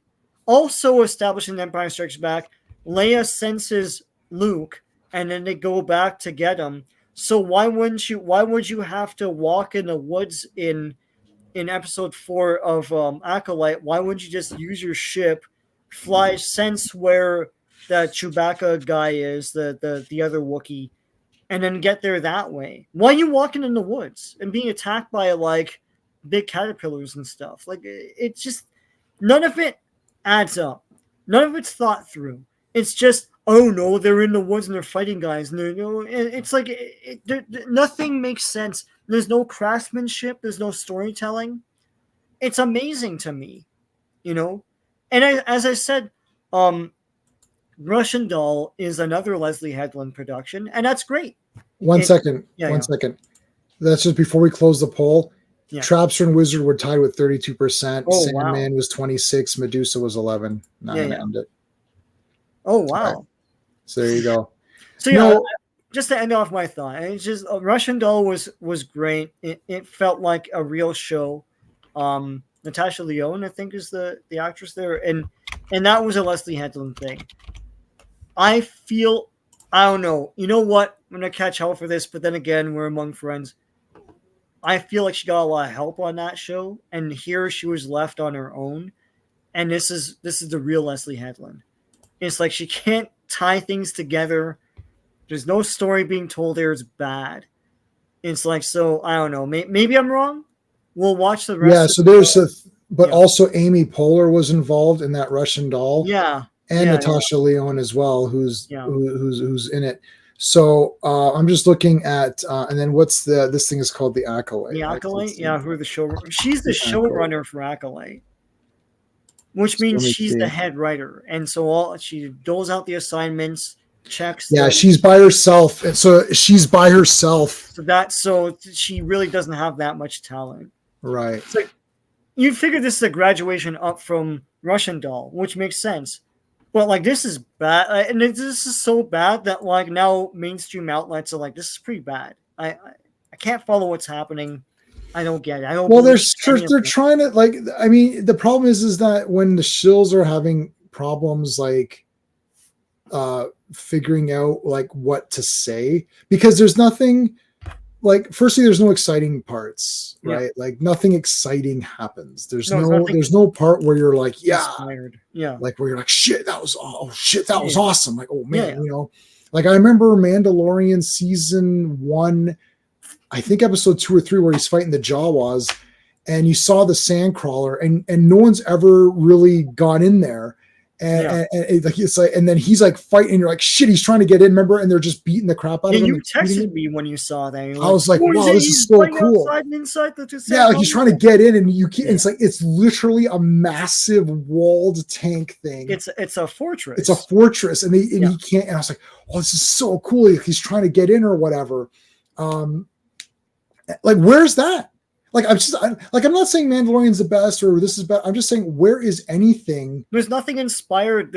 But that's we don't have generations that have a frame of reference to that anymore. Right. It's like George Lucas. I'm still here. I'm listening in. I'm just gonna mute it for a second. Yeah. I'm still here. George Lucas's generation had like the pulps and everything, and the serials and the old comics and all that stuff, and paperbacks, and we had echoes of that, Star Wars and everything, but we can also go back and read pulps if you wanted, and watch serials and know where all this came from, right? Like that twinkle in the eye science fiction adventure stuff with like characters that were like, like fun loving and all that stuff. But newer generations in their 30s and stuff making shows and movies don't have that. They don't understand it. And so you come up with, and even like that, that James Mangold I never liked. But what about the exciting fight between whoever the Wookiee Jedi that they didn't film or show? Yeah.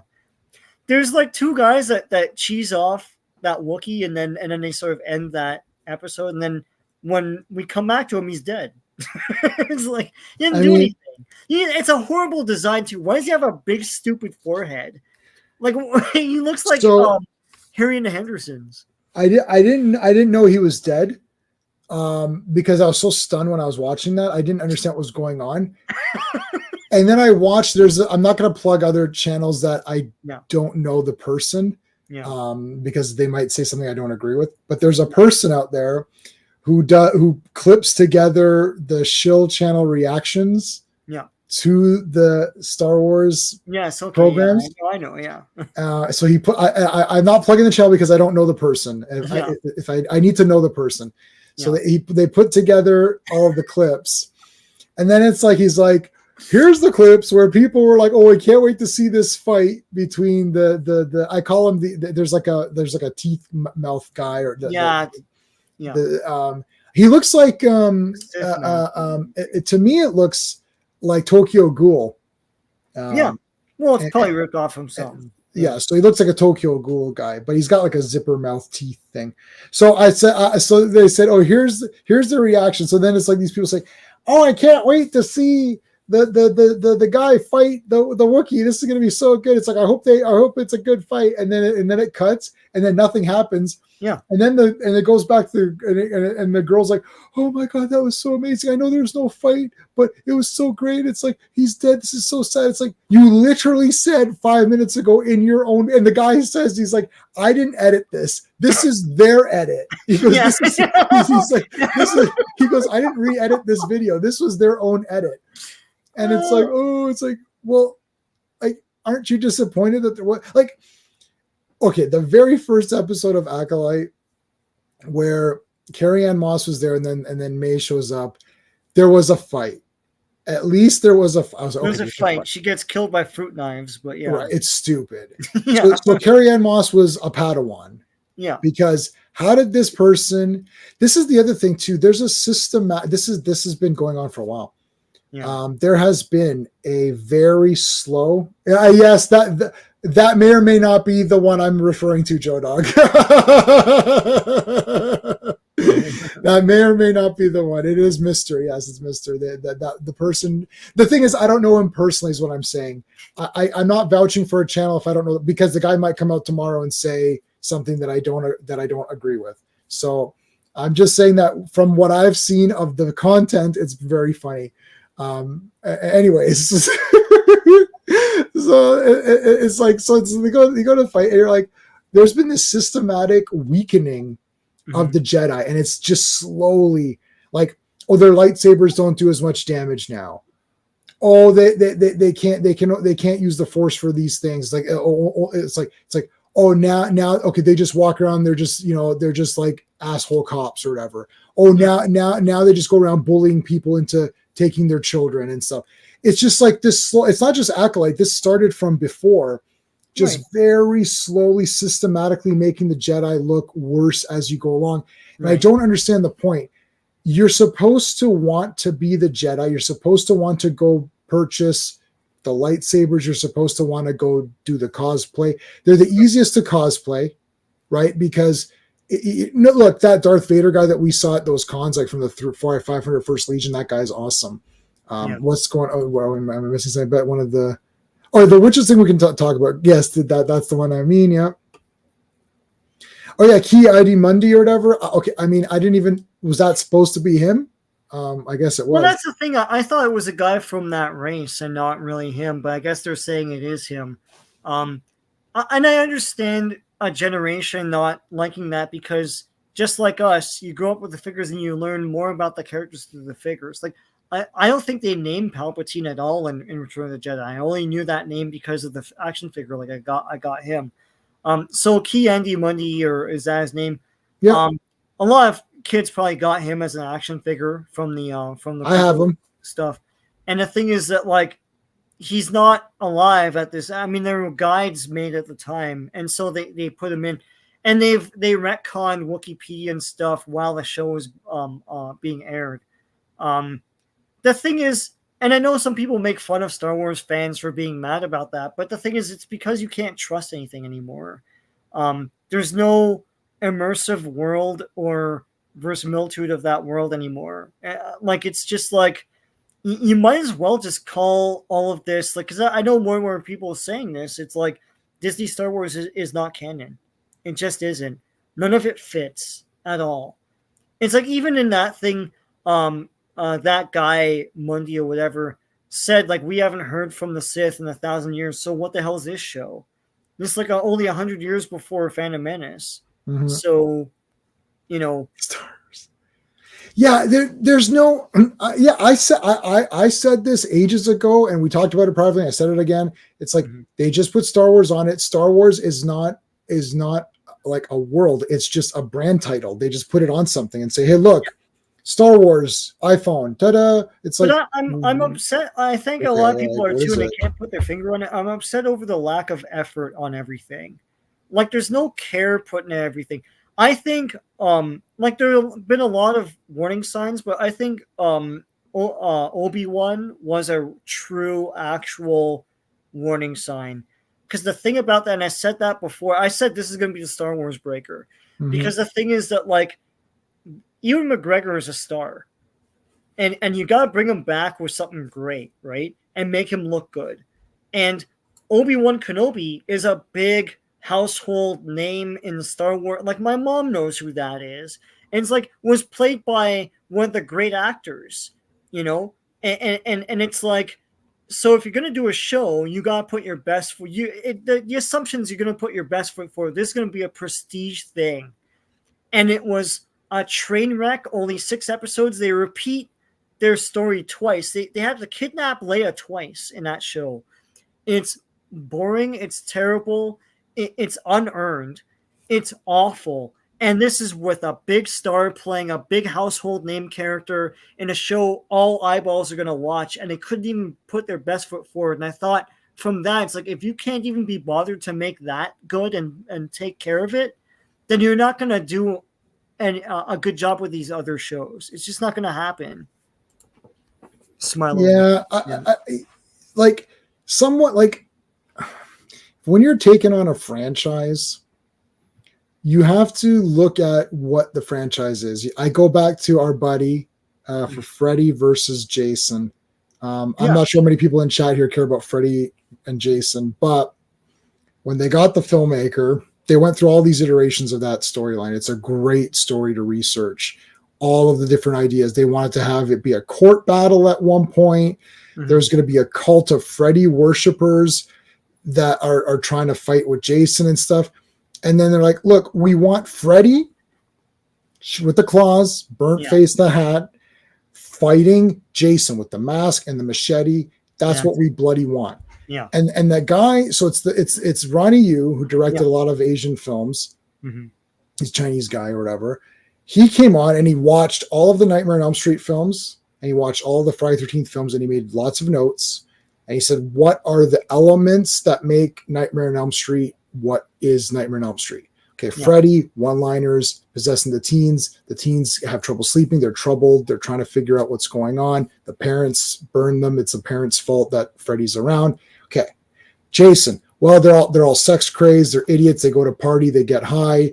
Jason kills them in a quick way. He's upset, so he's a force of nature. He just plows through people. Blah blah blah. Then they're like, that's the two elements that we need to have in this movie. And then they fight each other and have a big fight at the end. They fight in Freddy's world, in the dream world, where Freddy has the upper hand. Then they fight in the realistic world because they would pull Freddy out. And then Jason has the upper hand. That's it. This isn't that complicated. He respected what he was doing. And then he went on to make Bride of Chucky. Well, Bride of Chucky is great, which reinvigorated that franchise. And basically everything that's come after Bride of Chucky has been Bride of Chucky, because it's like Chucky, Tiffany and all that, and the twins. Yeah. Anyways, so you look at Star Wars, you're like, okay, these are pulp stories, they're adventure stories. What are they? Okay, well, they're serials. They're like Buck Rogers, they're Flash Gordons. Look at the old pulp stories, be like, okay, there needs to be some stuff. There needs to be some Japanese influence. There needs to be some samurai code stuff, right? Bushido. There needs to be adventure. So it's like you're taking all these things. It's like, plus it needs to have some Western film aesthetics, right? Yeah, there's the cantinas and the gunfights. Take world mythology as a template, like choose your favorite one and then just go for it, and right? It's got to be a mashup, right? It's a mashup of things. And then tell your story that you want to tell. Skeptic, I think that was Skeptic. I you know what? I'll say this, man. To me, Star Wars is a live action film series.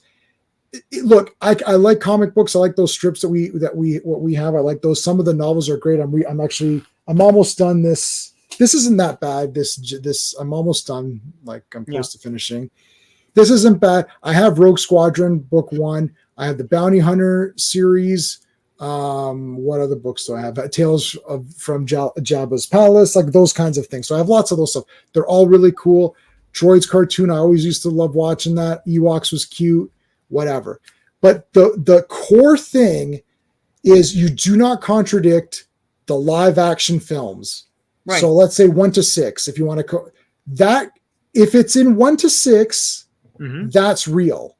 Right. Anything else afterwards, you said this too, you can accept it as part of it. If you want to say Thrawn trilogy goes there, then you put it there. Yeah. But you can't so if you this show is saying that Anakin is now not the first Force baby or whatever. Yeah. Yeah. So that's an effing fail on, I don't care. That's a fail. You have failed the city. It's over. Like, and you're like, why are you guys getting all mad? Because you're contradicting 100%. Because you could say, well, I don't care about the Thrawn trilogy. I don't care about those. And someone could say, well, I really like those. And someone could say, well, the Ewoks cartoon is cheesy. I don't like it. And some people say, my kids love the Ewoks cartoon. Why are you saying it's cheesy? It's fun. But no, if you say I don't want Empire Strikes Back, it's like, okay, that's no. Like original trilogy is God King. Like if you can't contradict shit from that. Okay, so did we miss? I know we missed a few things. Leslie had and I read that, dude. Commission for the movie was fucking amazing. It was supposed to be a buddy cop. Oh yeah, and that super didn't happen. Yeah, tell us more about your love of Obi-Wan. Yeah, Sean did not like that one at all. Someone actually researched something. Yeah, my favorite Blacklight ties to Destiny pull thread. Yeah, so okay. None of what they said made sense. Yeah. So I didn't even review it that way. I'm the fairest, nicest person ever on YouTube, right? Yeah. It's actually somebody messaged me today on a different review saying, I really like the way you reviewed this because you're very fair. I was like, thank you. I appreciate that. Yeah. Look, I'm reviewing this as a television show because for me, Star Wars is those 6 movies and the 2 Ewok movies. That's what Star Wars is. Yeah. Now, I can like other things. Like I like Rogue One. I like Mando first 2 seasons, whatever. So I'm reviewing this. But the problem is that this show is messed up because I don't understand what's going on anyway.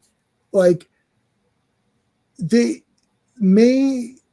God, that 3rd episode. Okay. So May and Osha are like, okay, we're all together and we're one and together we're 1 is 1 and 2 is 2. And they're doing hand gestures and spinning. Okay. So after that, and then she's like, well, I want to be a Jedi. And I'm like, yeah, of course you want to be a Jedi because these witches are losers. Like, who wants to live in that garbage place with black robes? It's probably hot. They didn't show their way of life. They're just like sitting around that one like area. Yeah. So I was like, I don't want to live here either. And then May's like, or Osha's like, I want to be a Jedi. I was like, of course, everyone wants to be a Jedi. That's Stan. That's obvious. And she's like, well, I want to be a losery witch. I'm like, okay. Well, anyways. And then she's like, well, I'm gonna go be a Jedi. And she's like, no, you can't go. I'll kill you. What? I was like, holy shit. Yeah, that's weird. They're like 8. Yeah, like, where is that coming it's from? like, how are you going to stop me from being a Jedi? I'll kill you. I was like, oh, damn. Once again, poor writing. Where's that coming from? It's so unearned and weird. It's like, it's so sure, weird. You want to kill her? But why does she want to be? I know you're like, oh, of course, but like, if that's her way of life, why would you want to be a Jedi? You don't even know what this is. Like, it's because they want you to know that she wanted to be a Jedi, so she has to say the line, "I want to be a Jedi." And I'm being funny because I'm like, of course you want to be a Jedi because this place sucks. Yeah. I'm just being funny about it. Obviously, there's no explanation for anything. They just say dialogue. They just say dialogue. It's like, say dialogue. Then say more dialogue. Same like, thing. Now say more things. Say more. Consume more product. As Red consume Letter more Media. product. Yeah. Red Letter Media. That entire section. It's like, get excited for product. Consume more product. Then get excited for the next product. You know what's funny? That those parodies outlived what they were parodying, because they were parodying like the old AMC and Collider days, where like the same echo chamber talking heads and saying like, "This is awesome!" Oh, and they never badmouth anything. No, I know, I love it. They're so stupid, and then now those don't even exist anymore. But the show videos, you got to watch that person who I mentioned that the chat has mentioned.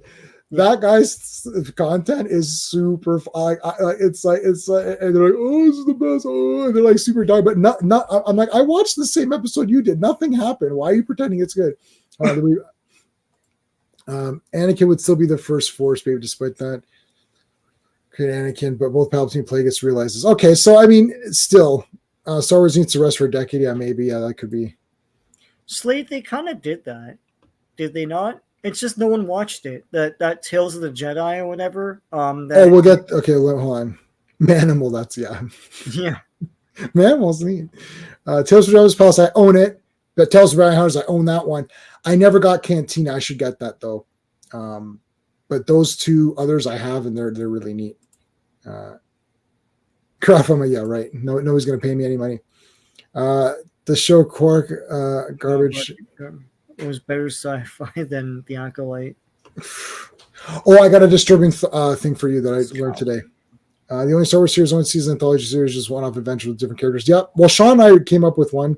Buy my book. Consume more product. Buy my. Sure, you wanted to be a Jedi because she just met them that day before the Jedi showed up, and she wanted to be a traveling potion supply salesperson. Yeah. No, I think she saw them. And she's like, go on. No, I was just gonna say she saw me like, oh, these guys look cool. It's like we just wear black robes and do nothing all day but chant stupid songs. These guys have cool weapons and they look kind of neat. I'm just gonna join them. I'll just join those guys. Yeah, so they made Tales of the Jedi. Is that what the show's called? And I think they've made another CGI thing. And the thing is, it's funny, they make new Star Wars shows and nobody talks about them. Nobody says anything. They always carry on about like Acolyte will kill Star Wars. Like these other shows come up with no fanfare. They're brand new Star Wars things and no one watches them. You know, it's like, and that Tales of the Jedi, I think that's what it's called. It's different guys every episode, but it's boring as ass. It's like there's no adventure or action in Star Wars.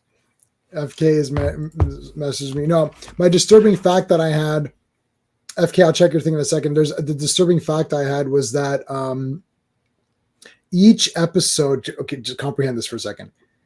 Each episode of The Acolyte cost double. Right. Godzilla -1.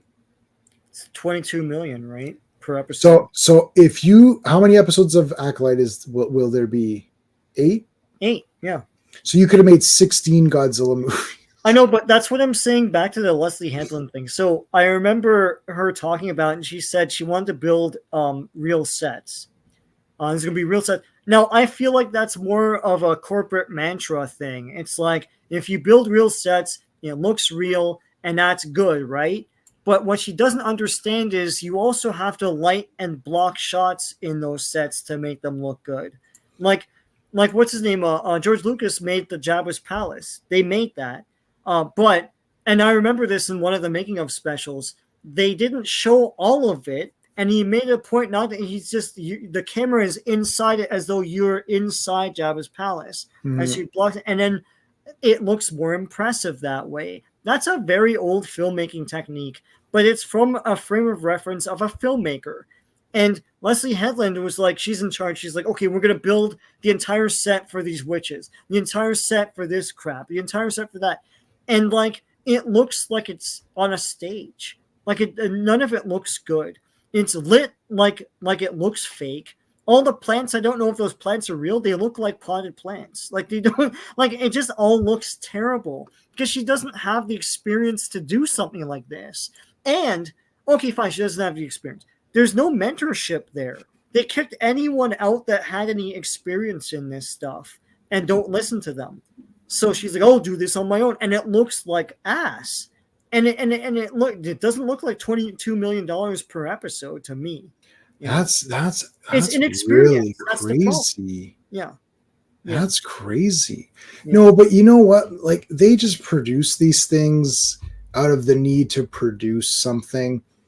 At no point in time did anyone sit there and say, "Oh man, I can't." A skeptic likes her shirt. It's like, "Oh man, I got to tell this story." No, like nothing's inspired. Nothing's inspired. I actually wrote a Star Wars story. I wrote a Star Wars story. It's called Brain Designed by Man, which I took the line from what's it called? The Song for Droids. Yeah. And I don't know if anyone knows Echo Base Network on here. Yeah. I mean, like I don't know if the chat knows. So Echo Base, when they first started along, I was like one of their first subscribers. I was there from the beginning, and they did a few contests, and they did a story contest to write your own Star Wars story. So I wrote my own Star Wars story, and I got second place. I think it was $500 or something. I won. It was pretty good. I got second place, and they had me, and I was on a few times. They had me on, and they said the one guy said, you would have gotten first place. But I did. He's like, the reason you didn't get first place was that you didn't do Star Wars like creatures. Like I would say, I would say like, oh, they were attacked by, I don't know. It's like they were attacked by a spider or something. Yeah. But like, I didn't come up with like a thing like, like a different name that would make you think of a spider. Yeah. Right. Yeah. Like, oh, they were attacked by an 8-legged quartok or something, or, and you're like, oh, okay, I get right. Like and I was like, that's a good point. Right. Yeah. Yeah. I didn't like think of that because I was eyes the creatures and say that again. Star Wars eyes the creatures. Star Wars eyes the creatures. Yes, that's it. And I said, oh, that's good. But they're like, oh, it's a great story. It was about like a droid. It's like a bounty hunter who gets his brain put into a droid or whatever. Yeah. So anyways, because I like bounty hunters, I like droids. So and it's not Forlom exactly. It's kind of like its own thing. And it's like his body's sorry, it's not his brain. His body's replaced. He dies, and this guy replaces his body with droid parts. Yeah. So it's like a little bit of a RoboCop-ish kind of thing too. I kind of merged. So I basically merged RoboCop. I merged what's it called? Bounty hunting. And so it's like I merged a bunch of things together. Same kind of thing. But yeah, and I'm like, so okay, that's what I would do. I wouldn't get into Luke. It's just like it's too difficult. It's so funny. Who was it? One of the two guys, or was it someone else that said that? Because it was someone completely different. But what he's saying is story editing. Like that's it. It's what like a head writer would do, right? It's like, oh, this has to, and maintaining the integrity of the brand, right? And that's not something that they're doing. I listen, like all Acolyte did was make me get more like classic Star Wars stuff. And EU is part of that. I'm rereading X-Wing Rogue Squadron. I love all that stuff with like Tycho and freaking Jansen. Like the original roster was like Skywalker, Jansen, Wedge Antilles, Tycho, 10 Num who dies, 10 Num, 9 Num, 10 Num. Oh, So okay, yeah. got you. Um, 11. all that stuff is awesome. I love that. But like to me, even that's not canon per se, and it definitely isn't now. It's expanded universe, but it was still Star Wars to me. Like a lot of those Dark Horse comics was Star Wars to me. So If they were going to do something like we said, we would do a Lando and Han TV series where it's Lando, Han, Chewie, and just make up a droid for them to give and them. You got the Millennium Falcon and everything. And they have the Falcon. It's just the Adventures of the Falcon, and they're going around doing different adventures. And then every episode starts with one of the guys piloting the Falcon, and then you might get a couple of episodes where Han is piloting it, and then episode 3, Lando's piloting it. But you're like.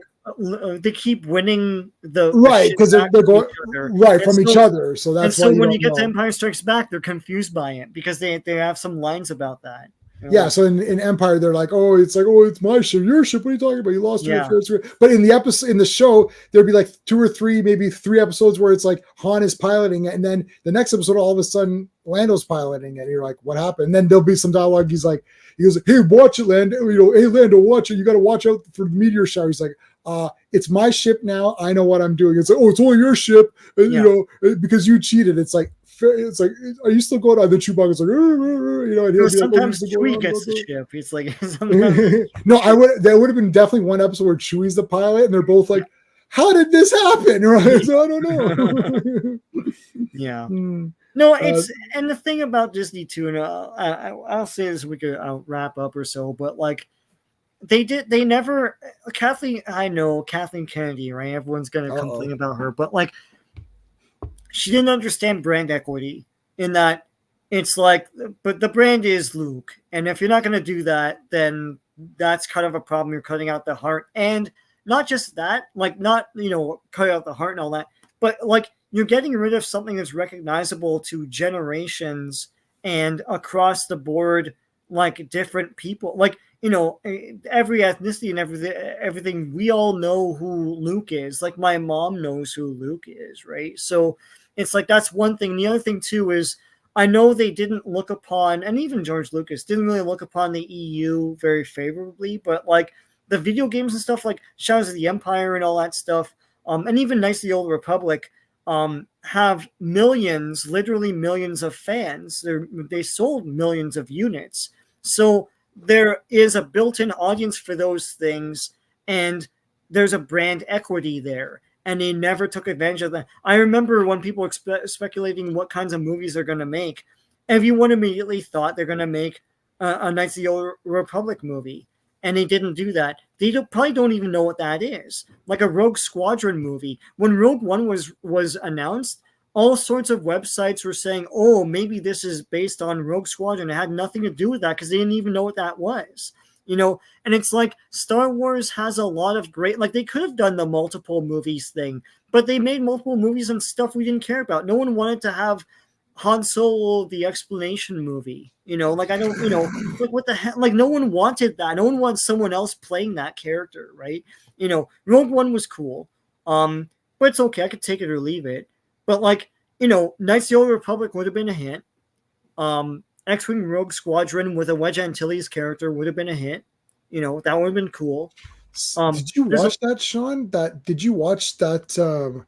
I gotta watch. I forgot that there's an X-Wing fan film or something. It looks bloody crazy. Did you see this? No, I didn't see that. No, I saw an old anime, but no.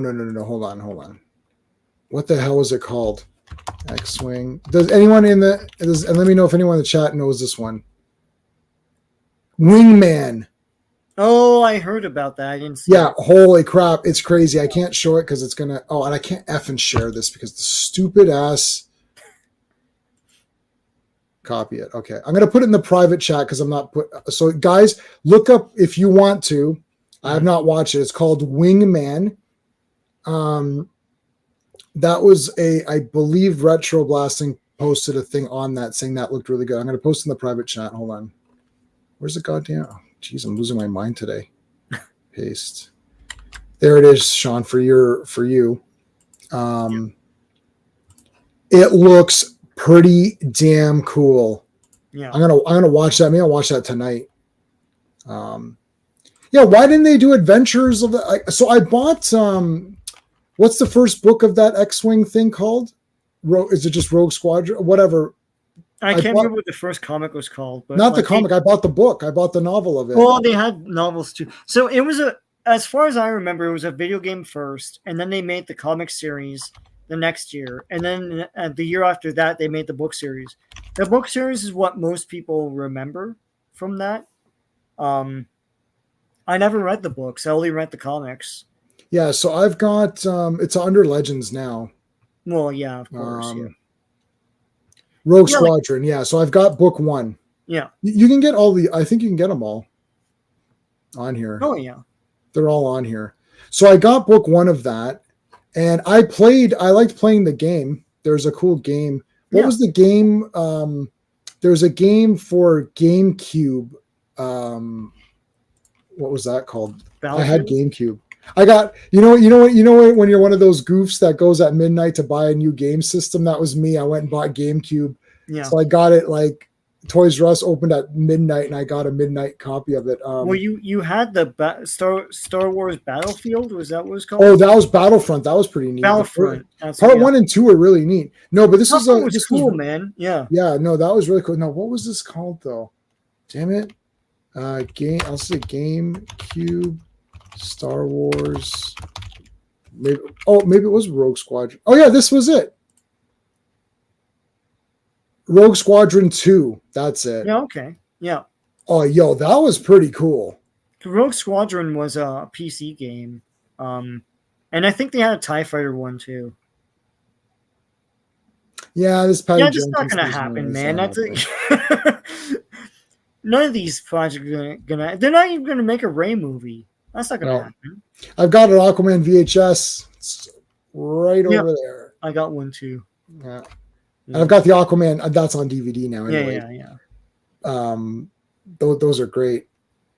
Mm-hmm. Rogue Leader. Okay, so yeah, So I have the book, the first book. I like Andor a lot. It doesn't feel like Star Wars, but it's well written. Okay, so everyone has told me I'm going to try Andor. I'm going to try to get. I have it in my cart on Amazon. Yeah. If I like it, I will buy it. I did buy Mando season 1 and 2. Oh wow. On 4K. If I like it, I will check. Aquaman's Son to Die. He was a cute baby. Why you guys are mean? Well, it's the story, man.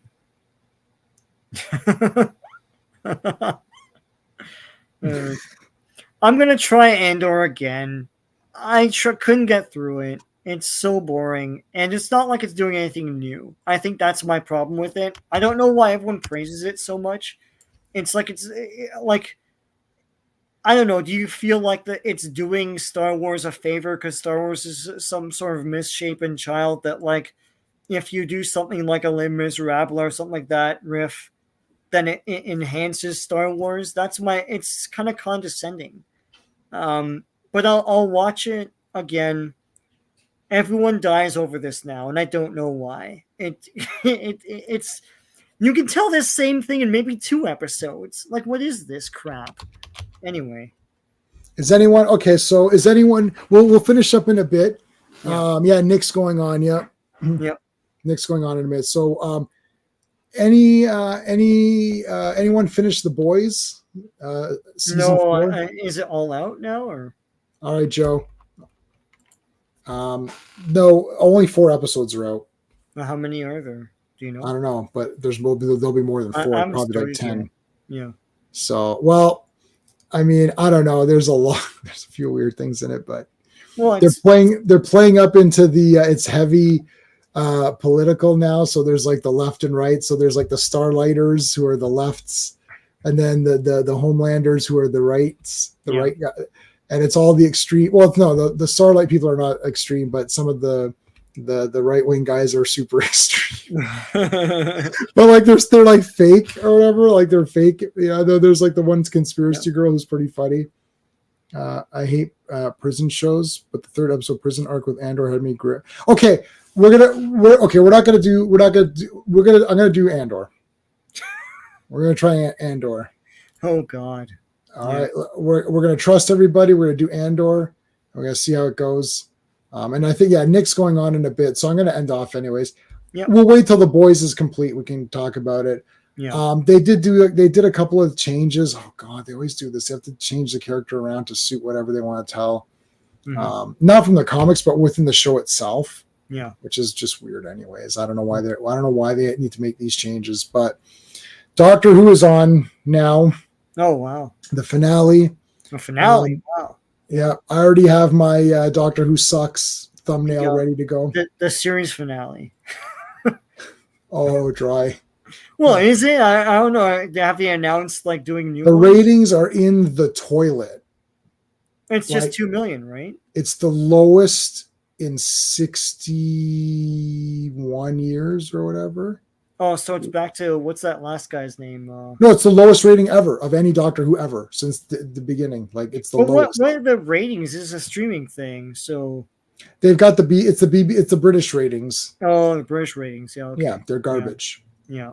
And people are saying, "Oh, you're just being negative." What do you mean I'm being negative? The ratings are garbage. I'm not. That's not a negative comment. No, but it's the same thing with Acolyte. You call a horse, and everyone gets mad at you. It's like there's no sides or teams here. Yeah, it's bad. Objectively, it's bad. You could say art is subjective, but not really. If it's bad, it's bad. You know. Well, you could say I don't like the Jedi robes, and you could say I like the Jedi robes. That's subjective. But not like there's no reason for this girl. That's not subjective. That's not subjective. It's like, really bad. Tell me why Osha wants to be a Jedi and why May wants to kill her. Yeah. Like, where did this come from? It's like, because she wants to be a Jedi. But why does she want to be a Jedi? Yeah. The when did that subjectivity happen? is you like it for whatever reason. That's subjective. But you can say anything. Being bad is still it's still objective. Like there are rules that you measure it by a ruler of critique. And listen, can we say? I'm going to say this. Okay, so Rotten Tomatoes, the scores are bad, and people saying it's review bombing. Listen, review bombing is not a real thing. No, review bombing. Even if someone didn't watch it, you're allowed to say, "I don't want this." Review bombing is saying, "I don't want this made." But it could be good. Bombing is like you unleash a bunch of bots saying the same thing. That's not what's happening. Every single thing is unique. And no one's going on like taking the time to go on there to put a bad review just to contribute to a review bomb. I got better shit to do. It's like right. And the thing is that people don't want it. Like you're not like it's like saying, well, you didn't even watch the entire series. Okay. Here, I'm opening up a dog restaurant with dog burgers and like it's like do you want to have a hamburger made of dog meat? It's like, oh no, I don't want that. It's terrible. But you haven't tried it.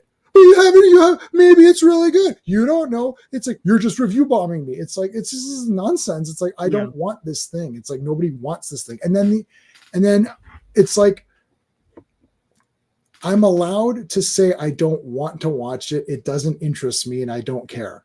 Mm-hmm. You're not obligated to watch everything that's ever come out.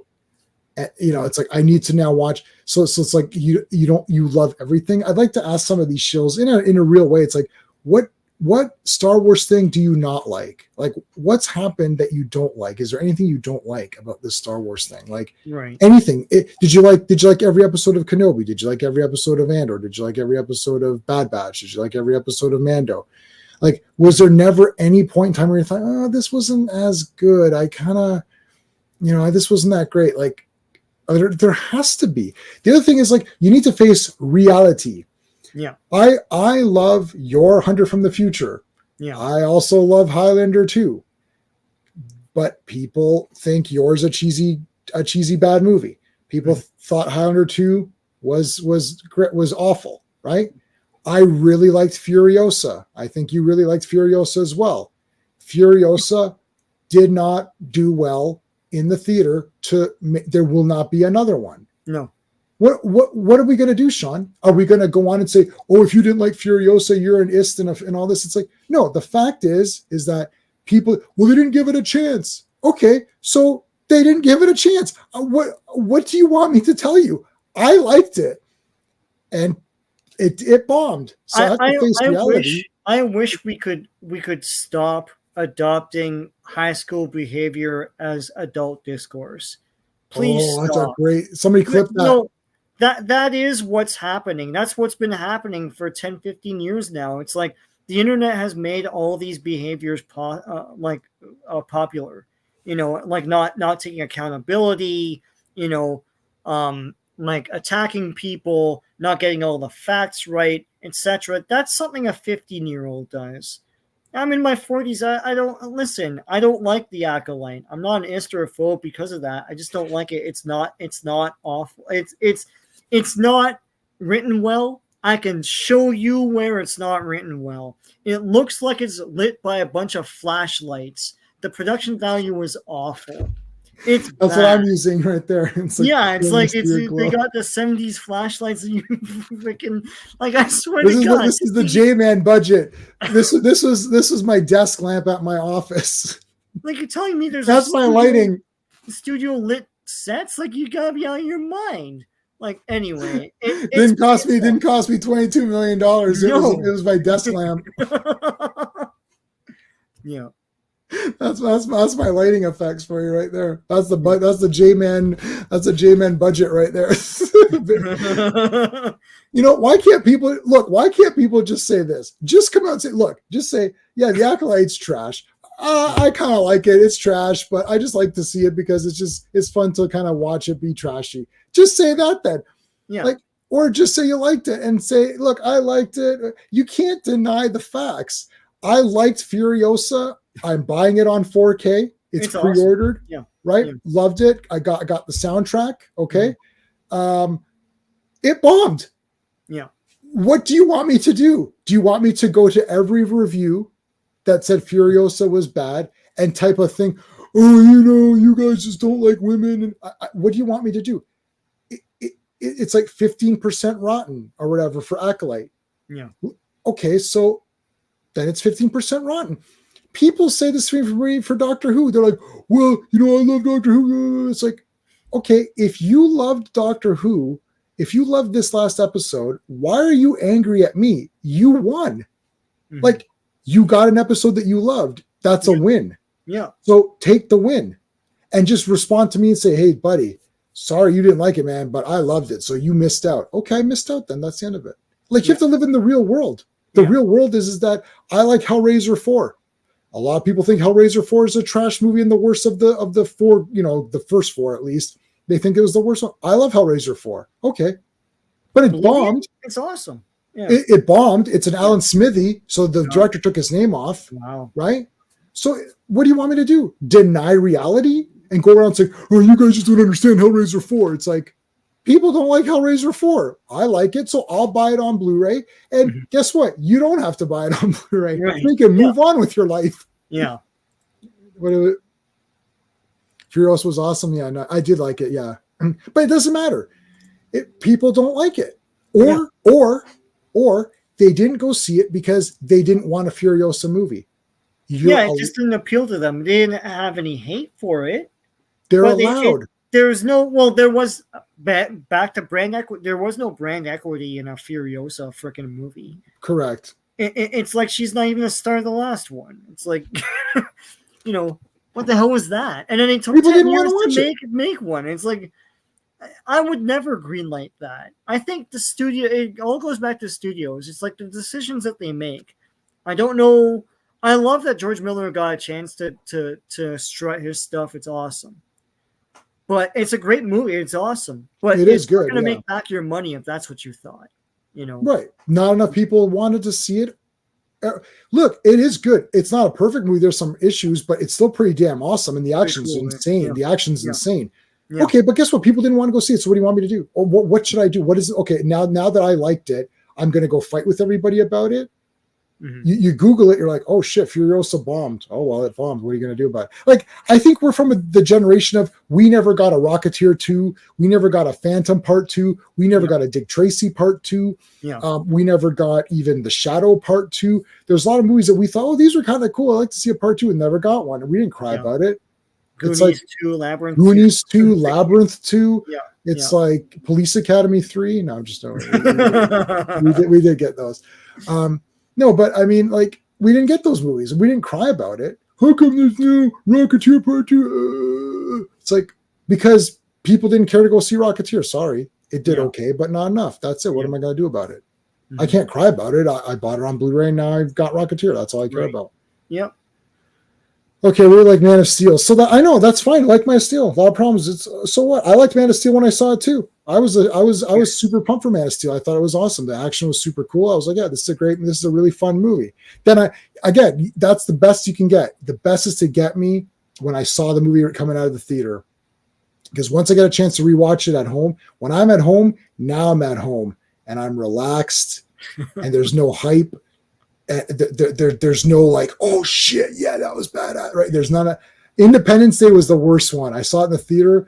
We came out of that, we're all high-fiving like, fucking Independence Day, baby, yeah, ID4, yeah, what's up? Nothing happens for like an hour. Then I got the letterbox gold frame VHS edition. Put that. I was like, guys, you know what's arrived today? ID4, man. I bought the soundtrack. ID4, man. Here we go. I put it in. I was like, this is awful. Why did I like? Like, it's worse. It went worse than Man of Steel because I really liked Man of Steel, but I loved ID4. Like, I bought the soundtrack and all. Man of Steel, I was like, I still really like it. He's not Superman yet, so I can accept some of these differences. Yeah. The action's really good, but I wasn't like saying it was 10 out of 10. I was like, oh yeah, this is an awesome movie, but it's not 10 out of 10 or anything, but it's still pretty damn good. ID4 is like 10 out of 10, best sci-fi movie ever. I can't believe this is the greatest thing ever. And then I'm like, this is 0. I went from like 10 to like 0 in like one viewing. I'm like, what happened? Yeah. Anyways, all right, we're going to end it off there. Let everyone go to Nick. I'd love to see Superman 5 for sure. I like all Christopher Reeve Supermans. Let me rephrase that. I effing love all Christopher Reeve Supermans. There we go. Just to be clear, there's my I look at this all day, and then my Christopher Reeve collection is up there. Yeah. So there you go. All right, guys, we already talked about what we got going on our channel, so we're just going to end it off there. Thank you to all of the channel members. Thank you to everybody who stuck with us for the after show. I appreciate it. Hopefully, we're going to see you guys on Sunday on Clobby's memorial stream if you can't actually make it to the actual memorial, but hopefully we'll see you on the stream. That's it, everybody. Thanks for watching. Until next time. Hey friends, you've just been listening to J-Man, and he is the smartest person who ever lived. So make sure you like and subscribe.